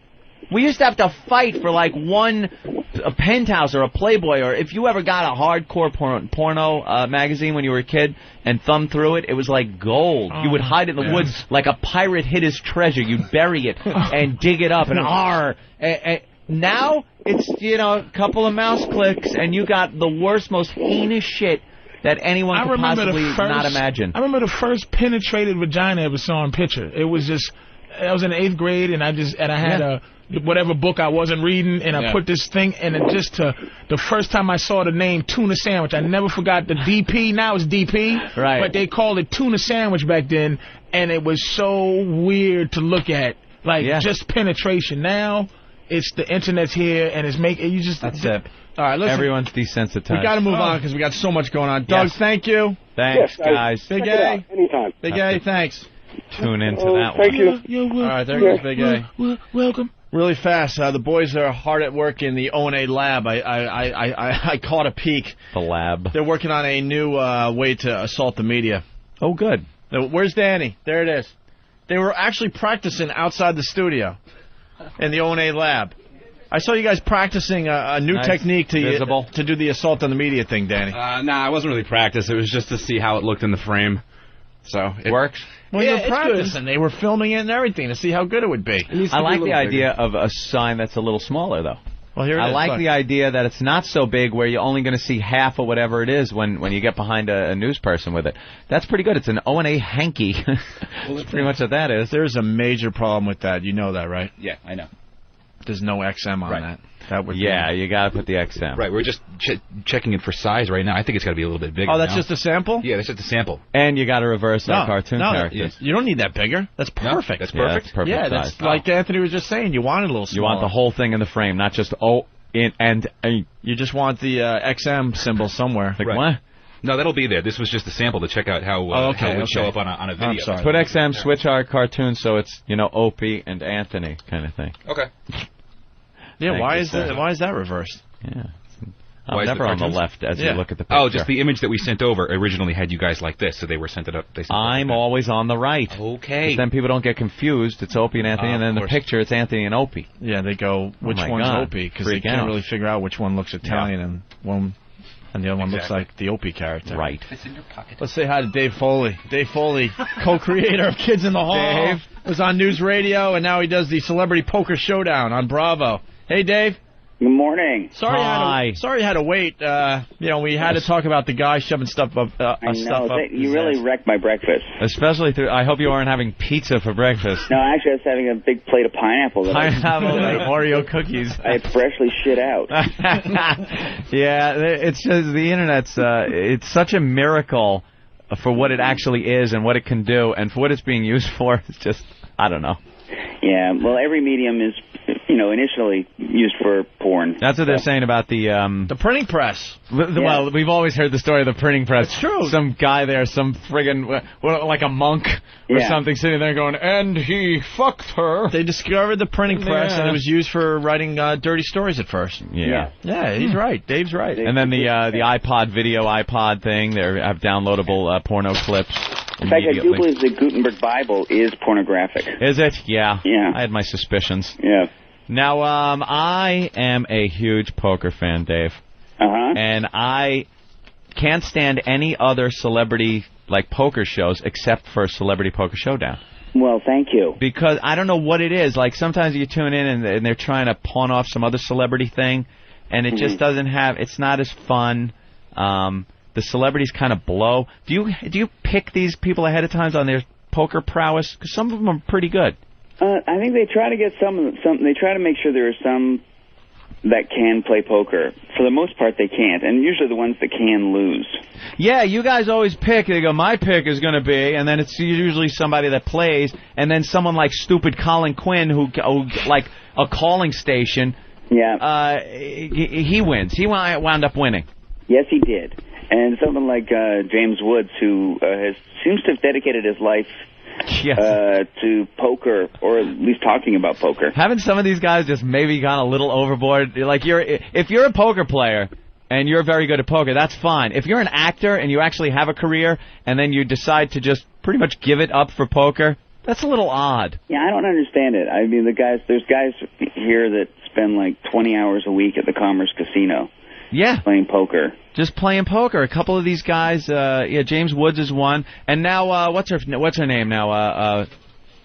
Tilly. Oh, Jennifer Tilly, yeah. Jennifer Tilly really took off. Yeah. I guess Phil Locke has taught her a couple of things. Well, perhaps. Perhaps she's returned the favor. Have you picked up anything? Because I know you came in like you were one of the highest-ranked celebrities. You made it further than any other celebrity in one of these tournaments? I did. I did at the World Poker Tour Invitational. That's the first time I ever played poker. So I'd be one of those celebrities who had no clue what he was doing and wound up winning. Really? Does it make you any better sitting there watching these guys play to see what works, what doesn't? I like to pride myself on learning absolutely nothing from being on the show. Yeah. But I have found, like, I've actually sat in at games a couple of times where I've realized, oh, wow, I really can play better than these guys now. Yeah. Does Phil help you out at all? Yeah. Well, just hearing him rant about how badly everyone plays. Anthony lost to Phil Gordon recently on the radio program. Yeah, I Rochambeau'd with him here, and for some reason I know he can tell what I'm going to throw before I throw it by looking at my hand. Did you just... He's very into Rochambeau? Yeah, that's what they call it. I call it rock, paper, scissors. Rock, paper, scissor, yeah. Oh, that's what street trash call it. Yeah. Sure. Street trash. But in the, outside the highlight palette. The high-stakes world, we call it Rochambeau. Yeah. And, he knew that I was going to throw scissors. Like, maybe my two fingers were twitching, and his eye catches it so quickly. Ugh. Yeah. Well, we did an episode of Joey, where Joey goes on goes on the poker show. And right. Guys on that show, I forget his name, the guy who plays his friend. I've forgotten his name now. But he kept beating Phil at everything. Beat him at heads up hold'em. Beat him at rock paper scissors. Like for real or for the show? No, for real. For real? Like hanging around the set. Why can't I do that? I sat down. Crazy. I did the celebrity poker one of the tournaments out there at the Commerce, and I sat down at the table. And I'm in the Masters across from me, and there's other people, and I'm just like, oh Christ, why am I at this table? and then Phil Gordon comes and sits down and just makes me look like an idiot. Just a complete buffoon. It's so intimidating when somebody that can actually play like that. Yeah. I play online, so occasionally you think you're good. Yeah. You wind up looking like a jackass. And it doesn't help that he's 7'10". Yeah, he's very intimidating. Like, he just he walks in the room, everyone knows he's there. Yeah. He's very cocky. He comes off, now the odd thing is on the show, Celebrity Poker Showdown, he comes off as a funny kind of guy, which he is. Yeah. But when he's playing, he's like dead serious. Yeah, oh yeah. You don't want to get involved with that. Yeah, well, he's got that crazy math genius kind of intensity about him when he's playing. Yeah, he calls off his own percentages, like he knows what his odds are that he's going to catch a hand. It's frightening. And what was he, a rocket scientist or something? He was like an internet sort of genius. I guess he retired when he was like 27. Yeah, bastard. He had a company he sold to Cisco Systems that helped make the internet work. He never commented on it, but the chicks all over him or what? Yeah, he seems to do all right. Yeah, this is usually the girl. Yeah, women seem to be pretty into Phil. Yeah. Are the other kids in the hall guys working? Huh? Are the other kids in the hall guys working?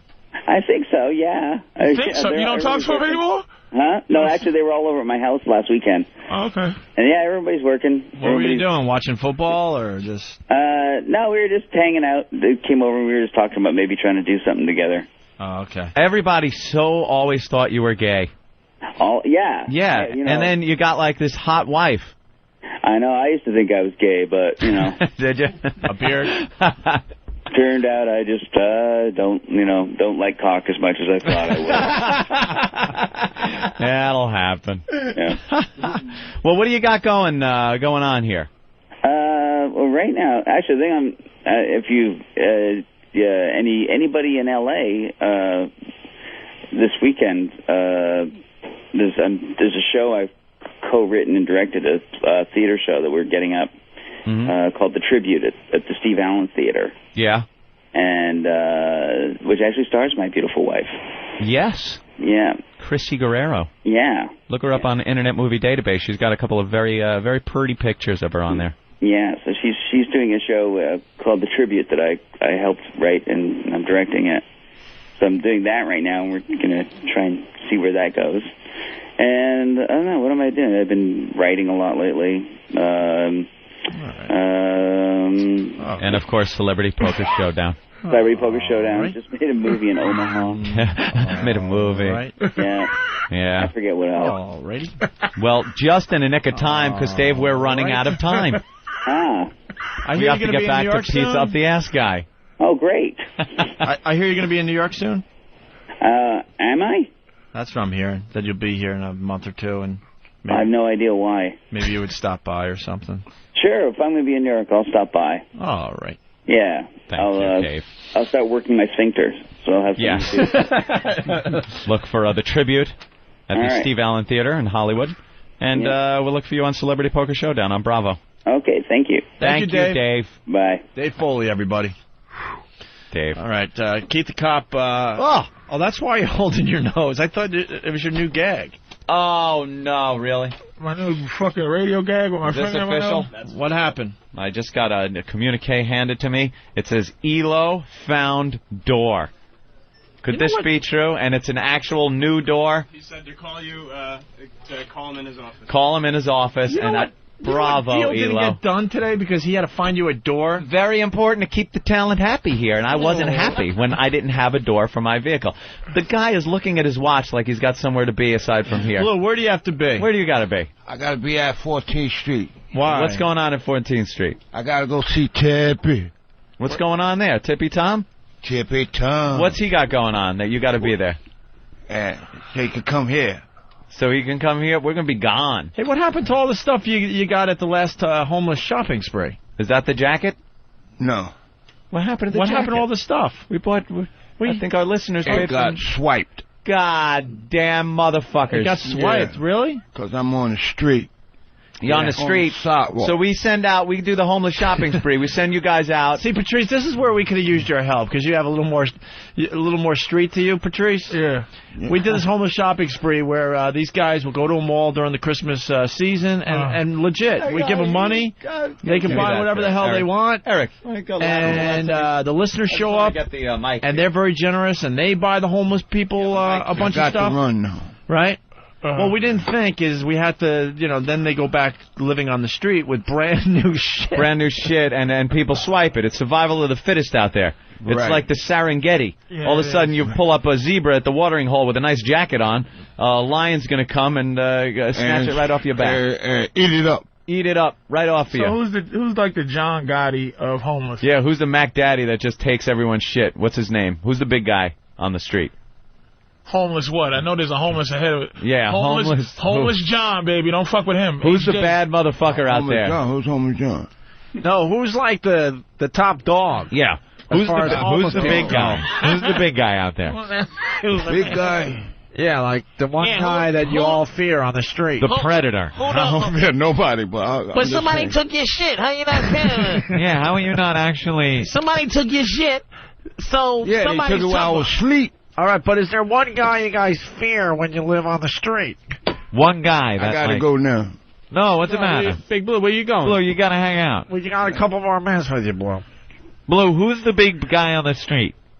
Like the guy... bad motherfucker. The bad motherfucker. Me. Blue? But someone took your shit. Yeah. Speaking of shit. Okay, wait, Blue. Who do you think took your shit? Yeah, who do you think it was? Like, who do you suspect? Blue? I suspect... Blue. Who do you think took your shit?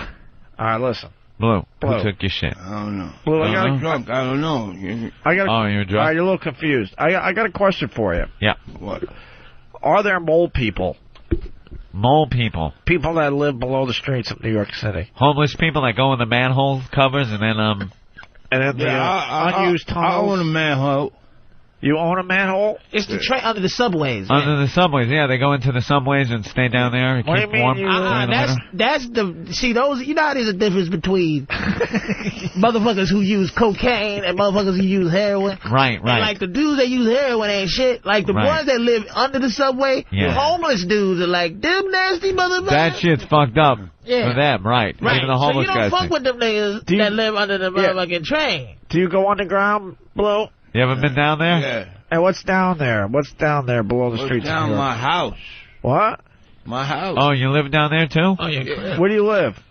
Where I live. How many square footage? Because I'm looking to buy a where condo. do you live? No, is there property tax? It's a secret hideout. But you really open up one of those manholes and go down below the ground? Yeah. Wow. It's not a manhole. You walk dive.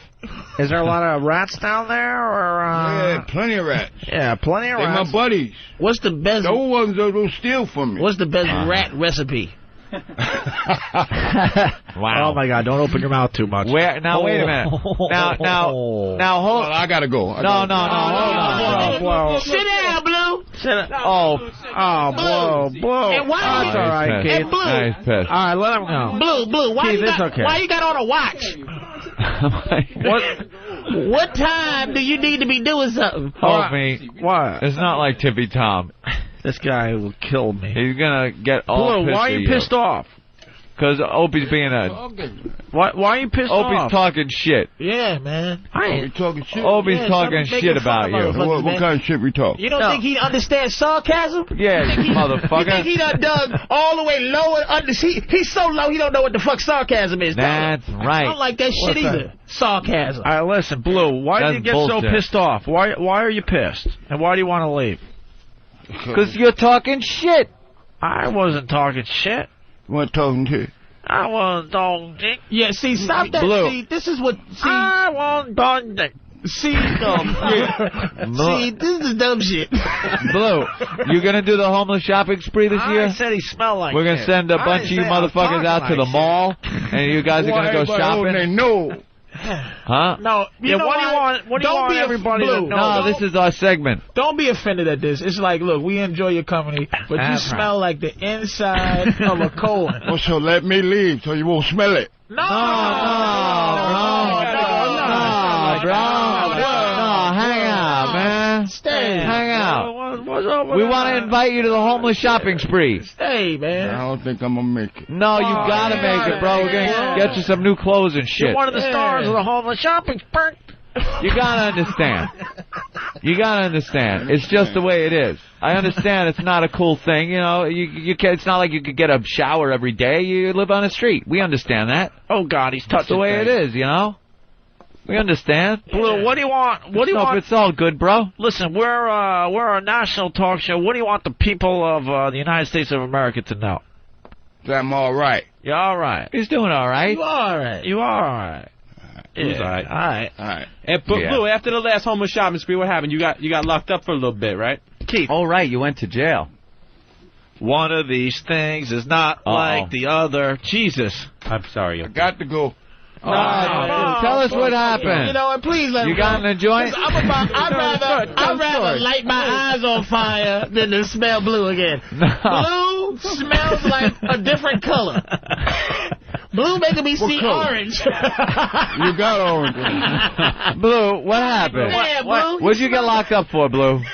You smell like an old mattress, nigga. Oh wait, we didn't get to the story. Yeah, you were in the jail. Blue, what happened? What'd you get locked up for, bro? Busting You what? You busted what? assaulting a police officer. Oh shit! Oh damn! Oh shit, Blue. What happened? Someone trying to roust you? No, Someone trying to roust you? Me. He was what? Violent. He was violent towards you, and you just turned around and popped him. Yep. Punk ass bitch cop motherfucker, right? You did. Yeah. You did. No, but that's not cool. That's not cool. I know. How many years you do for that? 2.5. 2.5 for topping a cop? 2.5 years. That's it. Yeah. Anything crazy happen in jail, you know? Yeah. Anyone trying to toss ain't y'all no joke, but sour? I'm just saying, I don't want to go back. I got to go. No. You hang on, bro. Yeah, we gotta get a prison story before you leave. I want a prison story. I want to hear a workout in the yard and shit. And then someone trying to shank you or some motherfucking shit like that? Shake me. What happened, I got bro? shanked in the shelter. You got shanked in the shelter? Someone stabbed your ass in the shelter? Motherfucker, who the fuck is that? You stabbed in the shelter, motherfucker. Hey, Blue, you ever run into But an he got Arab? his, okay? Oh, he did? Yeah. You ever run into an Arab, Blue, and he goes, God damn, nigga. Whoa, hey. God damn. Everybody holding their nose. Let me hold my nose, too. No, you hang out, bro. You hang out. Hey, what's going on with sex in prison? Is that shit going on? And anybody try to do anything to you in prison? Yeah, anyone, you know, trying to, get inside that booty of yours? You know what? I really like Blue. I like Blue. This motherfucker got integrity. He does. He knows there's sarcasm going on, but he can't articulate. He like something is happening. You know why? Motherfucker's attitude. You know why? I don't like it. I'm leaving. Why you leaving, Blue? I don't know. But something happened. Blue, where'd it go wrong for you? How'd you end up on the street? Were you on the street your whole life? No, not my whole life. You have a job and shit, and then what, something happened? You ever heard of Leona Helmsley? Leona Helmsley, yeah. Damn. Yeah, I used to work for her. She's a fucking ugly-ass bitch motherfucker, right? Yeah. Leona Helmsley did this shit to you? And what happened? She fired your ass? Yeah. And you ended up homeless?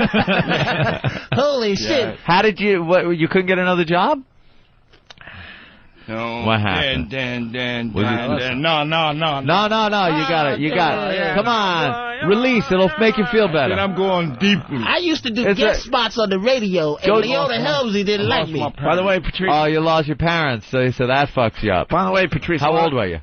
Oh, man, I got something to say to Patrice. Oh, okay, go ahead. What's up, baby? Go ahead, Obi. A lot of people are writing on the instant feedback. They're wondering if it's harder for Patrice to plug his nose? To plug my nose? That's a racist comment, motherfucker. Nigga, fuck you, racist huggers. If you smell this shit, your fingers would grow. Just because we're using pens and Patrice has 2 Lincoln logs up his nose. Nigga, I got those airplane plugs that expand. I don't give a fuck what kind of racist shit you hunkies say. This nigga stink. Now I believe in racial harmony, but this motherfucker, the rhythm is off with this nigga shit. So you fell on some hard times personally, bro. Yeah, and then Helmsley, that bitch. And then you couldn't get a job, you couldn't concentrate maybe and hold down a job, and you ended up on the street. Right. Do you have a game plan for maybe getting out off the street and get back into society? Oh, that's a good question. Yeah? Yeah. Is that why you're checking your watch every so often? It's like, I got a fucking job interview or some shit. Nah, nigga, it's a box giveaway downtown. If I'm missing fucking around with you niggas holding your nose, making fun of me. He knows he gotta leave. I gotta get some air. All right, yeah. We all need to get some air. Nigga, air gotta get some you.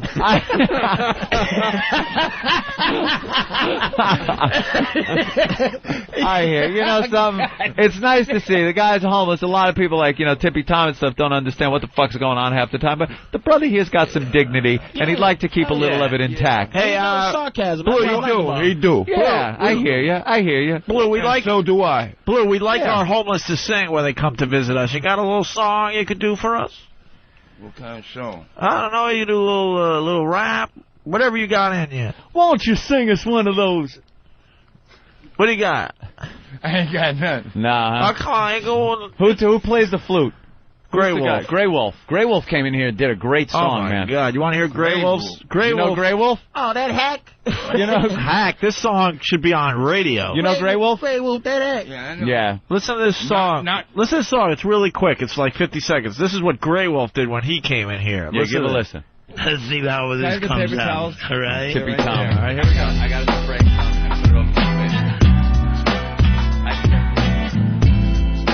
Oh, this is nice. This is a story about a man. He always was so lonely at night.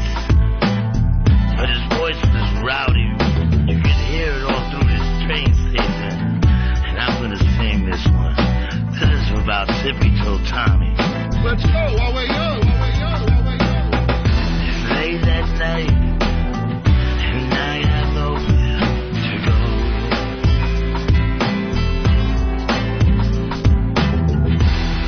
My money's gone and off, so all my friends. And the cop says to me, "Hey, you smell bad, get out of here." And he says, "And you know I have an angel." And he said, "That angel, shelter me from the falling rain." You have homes. This is my life. I'm living with so much pain.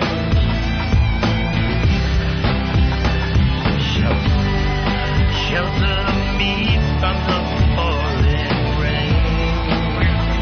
You have homes. This is my life. I'm living with so much pain. That's just a little piece. What do you think? That song should be on the radio. Dude, I'm almost crying, motherfucker. Fuck Leonard Cohen, man. We got Grey Wolf. That was the best song I ever heard. Isn't that amazing? And we all said the same thing. That is one of the best songs ever. Oh, my God. And that motherfucker just came in here and riffed it. And yeah, we get one more verse. I'm telling you, we can make that rock on the radio. I know. Now you got to help the motherfucker. Fuck the nose shit. Can you niggas help fucking Brown? What's his name? Grey Wolf. Are you fucking joking me? How good is that? Isn't that great? Almost made me cry. Fuck Blue. Blue come in with this hacky smell shit, and Grey Wolf is doing. I almost cried. Off the top of his head. Yeah. That shit is genius. Isn't that amazing? And the sound of his voice, the pain in there and shit. Pain and something to hear that. Hey, you don't need Leonard Cohen when you got Grey Wolf. That was the most emotional song. Like, you can't fake that shit. Shelter me from the pouring rain. Are you joking? Exactly. And the cop said to me, "I'm not even gonna fuck with homeless people no more." Right? I can't even make fun of this motherfucker no more. Why'd you play Grey Wolf now? Now you fucked it up. Now I don't even smell him no more. The Grey Wolf singing made the smell go away from my nose. It's like his voice cracked from the orange. I don't smell the homeless no more. Steve from Jersey, Opie, this song should be on the radio, and XM is what exactly? I'm talking about regular rotation. Should have regular rotation. Make it a thing. Man, I'm not bullshitting. Now, did Drew put that to the music? Emotional, Drew Boogie threw that to music. Drew Boogie threw that to music. He just came in with a guitar, and Drew put the music really behind it to really make it. We just need one more verse, and we need another verse out of him, but we're afraid that song could go. We're afraid he's going to screw it up like when they told Ralph Cramden to act. Rachel, you've come back. You like it won't be all natural. You have to keep that. That's my sister's name. Ralph Cramden's what? Rachel? He don't like the name Rachel. Oh, shit. Damn, kid. Rachel's your sister's name? Dude, man. I won't say that. All right, listen, name. We want to do one more thing before we get out of here. So, Blue, are you going to do the homeless shopping spree with us this year? Yeah, I will. We'll hook you up. You want to sing a little song? I think he sings. Do you sing? Yeah, he does. He don't want to follow. No, he does. He just. How do you follow? He's the opening act of Grey Wolf. What do you got? What do you got, Blue? Give us a little something. We'd love it. Something. Yeah, let's go. See, I gotta feel it. All right, feel it, bro. Yeah. Feel it. Come on. Who do you like? Come on. Feel something. What do you listen to? Come on. I ain't listening to nothing. I'm listening to young. What do you listen to through those headphones you got around your neck? Yeah. What are you listening to on your you got an 1982 Walkman? No, it's a CD. CD? Sorry. Yeah, Opie. Opie. I know, what a dumb fucking Opie's going to get his ass handed to him. Homeless guy laughing at my name. He's got right. What are you feeling there, Blue? What are you feeling? I'm feeling Come on. to be nice with y'all. All right, yeah, give us a little song. It'll bring us all back together. What? I'm trying to think of Patrice was just asking about where's this Grey Wolf dude? Where is he? You seen him? Way back. I haven't seen him in a while. Way back. Oh my God. All right, yeah, give us a way back song. Let's go. Okay. Yeah, he's got some. Here we go.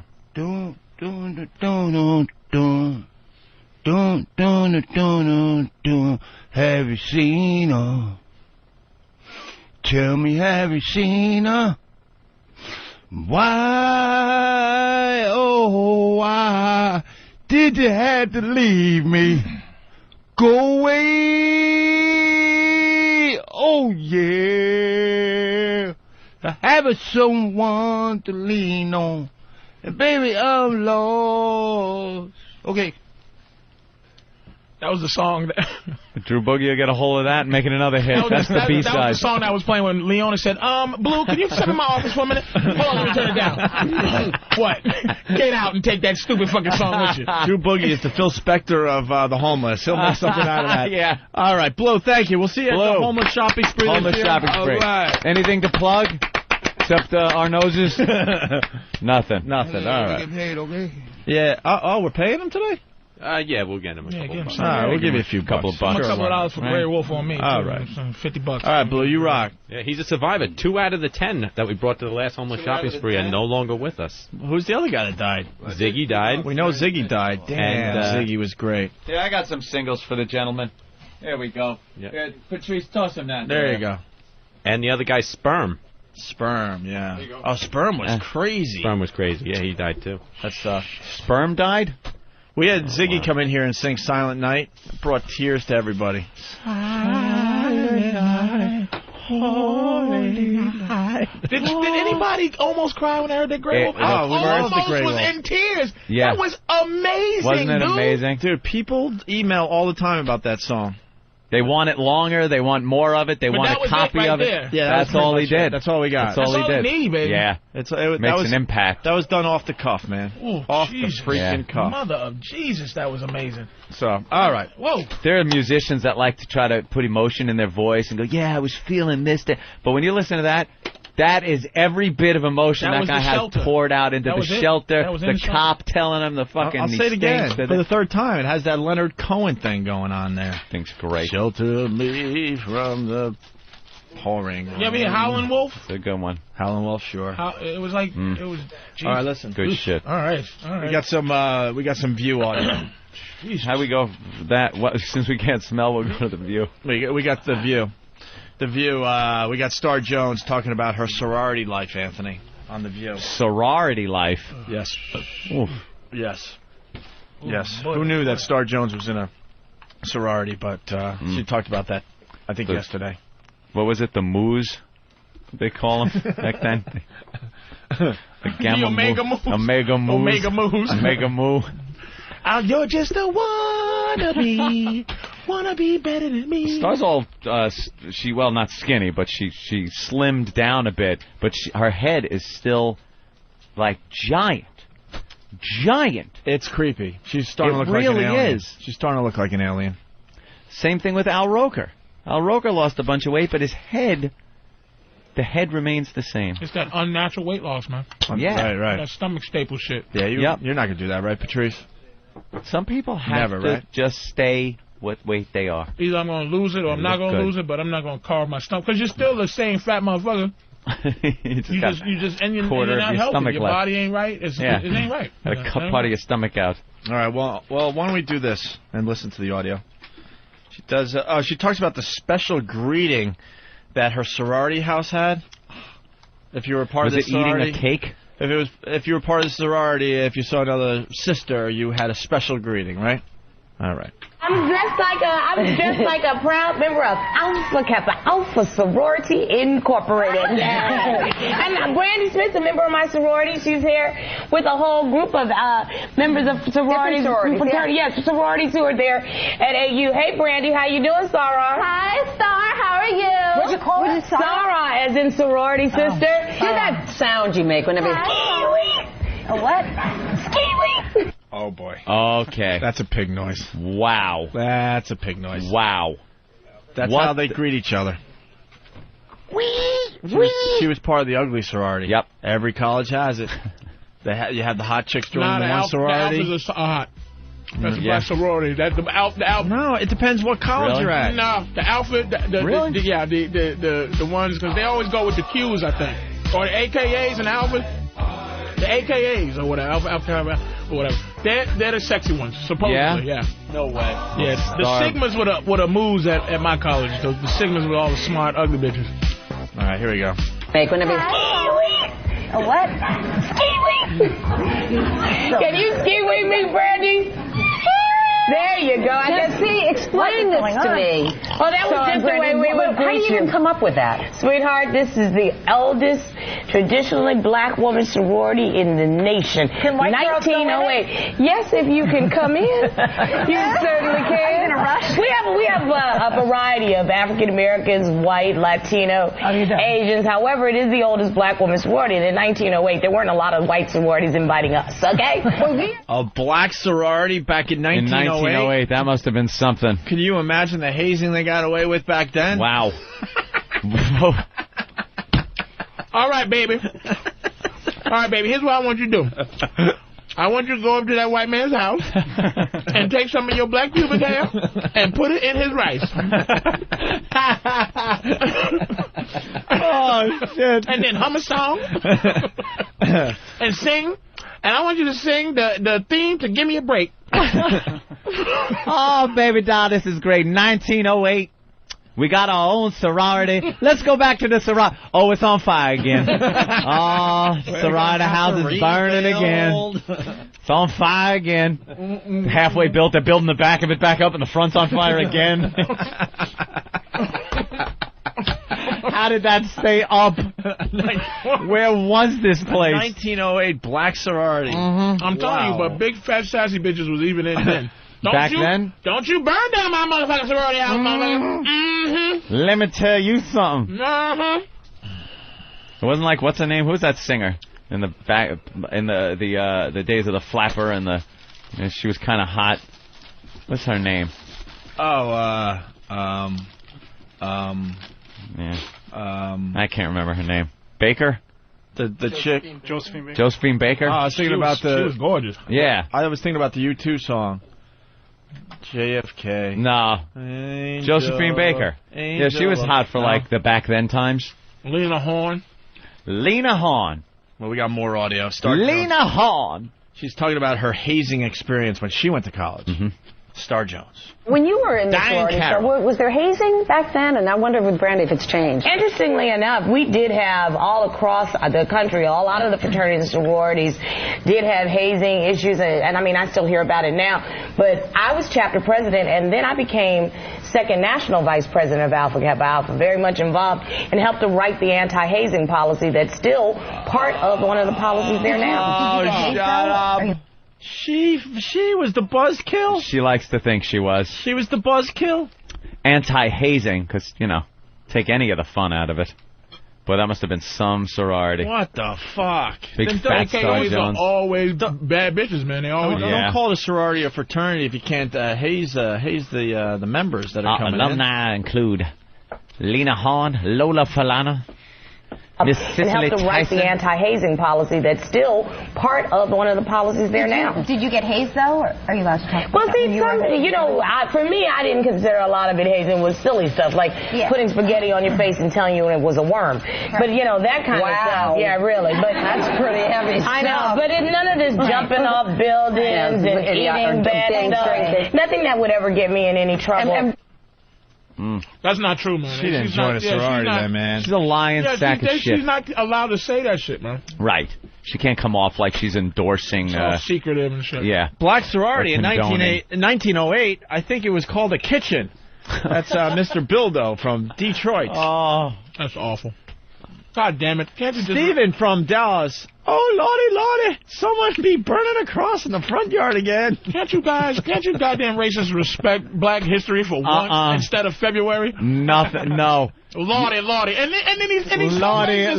He knows how to spell Lordy. I know that you spell it Laudey. You sons of bitches. You know damn well everybody walked past that sorority house and was like, just smelled like pancakes all the time coming out of there. Pancakes and syrup. Wait a minute, are you trying to say Aunt Jemima was an AKA? Aunt Jemima was an AKA. And and Uncle Ben. Uncle Ben was in the fraternity. Talking about hazing, right? Doug from Arizona from whackbag.com. Did they have to drop cotton out of their asses on the other sorority's house? Like Opie had to drop marshmallows. Right, yes, well, indeed. That's a rumor, obviously. Yes, okay. Someone's suggesting that Star Jones actually had to carry the houses in her ass and drop them on marshmallows. You was in a fraternity? Yeah. One of them drinking white boy ones? Yeah. Woo! Oh, yeah. Thanks. Total just. Oh, God. White people just in there drinking. Woo! Was you a woo white boy? Woo! No, we were. Who isn't at that age in a fraternity? Of course they are. Woo! Oh, dude, let me tell you. Down at the fucking, let's go down to the Rat. Get some beers, man. To the Rat. They fucking going to the Rathskeller on campus. Oh, college people, I fucking hated them. I never liked sororities and fraternities, man. I didn't like that divisive horse shit. I hated it. Me and my friends used to try to destroy it anytime they come through, marching through with the stepping and the get the fuck out of here. I was seeing a girl that she went to Quinnipiac College up in Connecticut, so I drive up there to see her, and just the guys and girls that were at this fucking school, the flyers and posters they'd hang. You going to the Mixer this weekend? It's like a Mixer. What the fuck? What the? And it was just awful parties at the Rathskeller. Go down there and just these geeks and dorks hanging out and the fraternities and stuff. Wanted no part of it ever. Sorry. Thank God I fucked up my schooling so bad there was no chance I would ever end up in college. Anthony, the listeners are on fire. Yeah. Matt from Cleveland, Ohio. Of course she wrote the anti-hazing policy. This fat bitch probably got hazed so much he had to help write the policy. Oh, yeah, that's it. Yeah. You know, that's a good-ass point, because Stop she was fucking so with fat. me. Yeah, she's like... Billie Holiday? You know. Billie Holiday? It's another one, I Sorry, think. Go ahead. That's right. She was so fat. It's like that. It's the pretty sorority. Yeah. So you know she had trouble. You know what I mean? She fought her ass off to make it through and then make a change. She was the ugly one. All right, we got another clip here. You know, time was a big deal when I was in college, and the sorority sisters, we had to say this little chant. Girls, I wonder if you remember this. Whenever somebody asked you what time it was, we would say, according to my chronometer, which is in direct accord with the great sigil movement by which all time is commonly recorded. I cannot say for certain what the exact time is. However, without too great a fear of being grossly incorrect, I estimate the time to be, beep. We'll be right back with Neil Diamond. Dorothy Dandridge. She don't look that bad either. Dorothy Dandridge, There's a picture of her. Diane Carroll, Dorothy Dandridge, Lola Falana. She looks like Janet Jackson She's there a little bit. She's gorgeous, man. Dorothy Dandridge was beautiful. All right. God. And don't forget Pam Grier. Pam Grier in her day. Don't you ever forget Pam Grier, Don't baby. ever. Lola Falana was like, back when Bob Hope was doing his shtick, she was like the hot one. Hey, how about that Lola Falana? And the girl that played Kizzy in Roots. Yeah. Cicely Tyson? No. Is that her? No. Oh, my God. We got 1 minute left in the program. Who played Kizzy? Kizzy. Ah, shit. Hey, here's the deal. We didn't get to half the shit we wanted to today. Half? Leslie Uggams. Leslie Uggams. Very good. I am going to tease for tomorrow's show. We got the Tyra Banks stuttering special. We got to get to that. Can't get enough of Tyra Banks. Tyra Banks. She's more white than black, though. Oh, yeah. She looks good. New news teases, one of our favorite bits we do on the Opie and Anthony show. Also, we got to talk about this black dude that wants to get rid of the white race. Also, we have, what? We have Regis singing Christmas songs. Yeah, that's stuff. Regis singing Christmas songs? Yeah. And don't forget to vote for the best of the O&A show since coming to XM. We want you, the listeners, to vote for your favorite material in several different categories listed on opieandanthony.com and foundrymusic.com. Or you can send your votes to oabestOf@foundrymusic.com. Thank you, Patrice O'Neal. Thank you.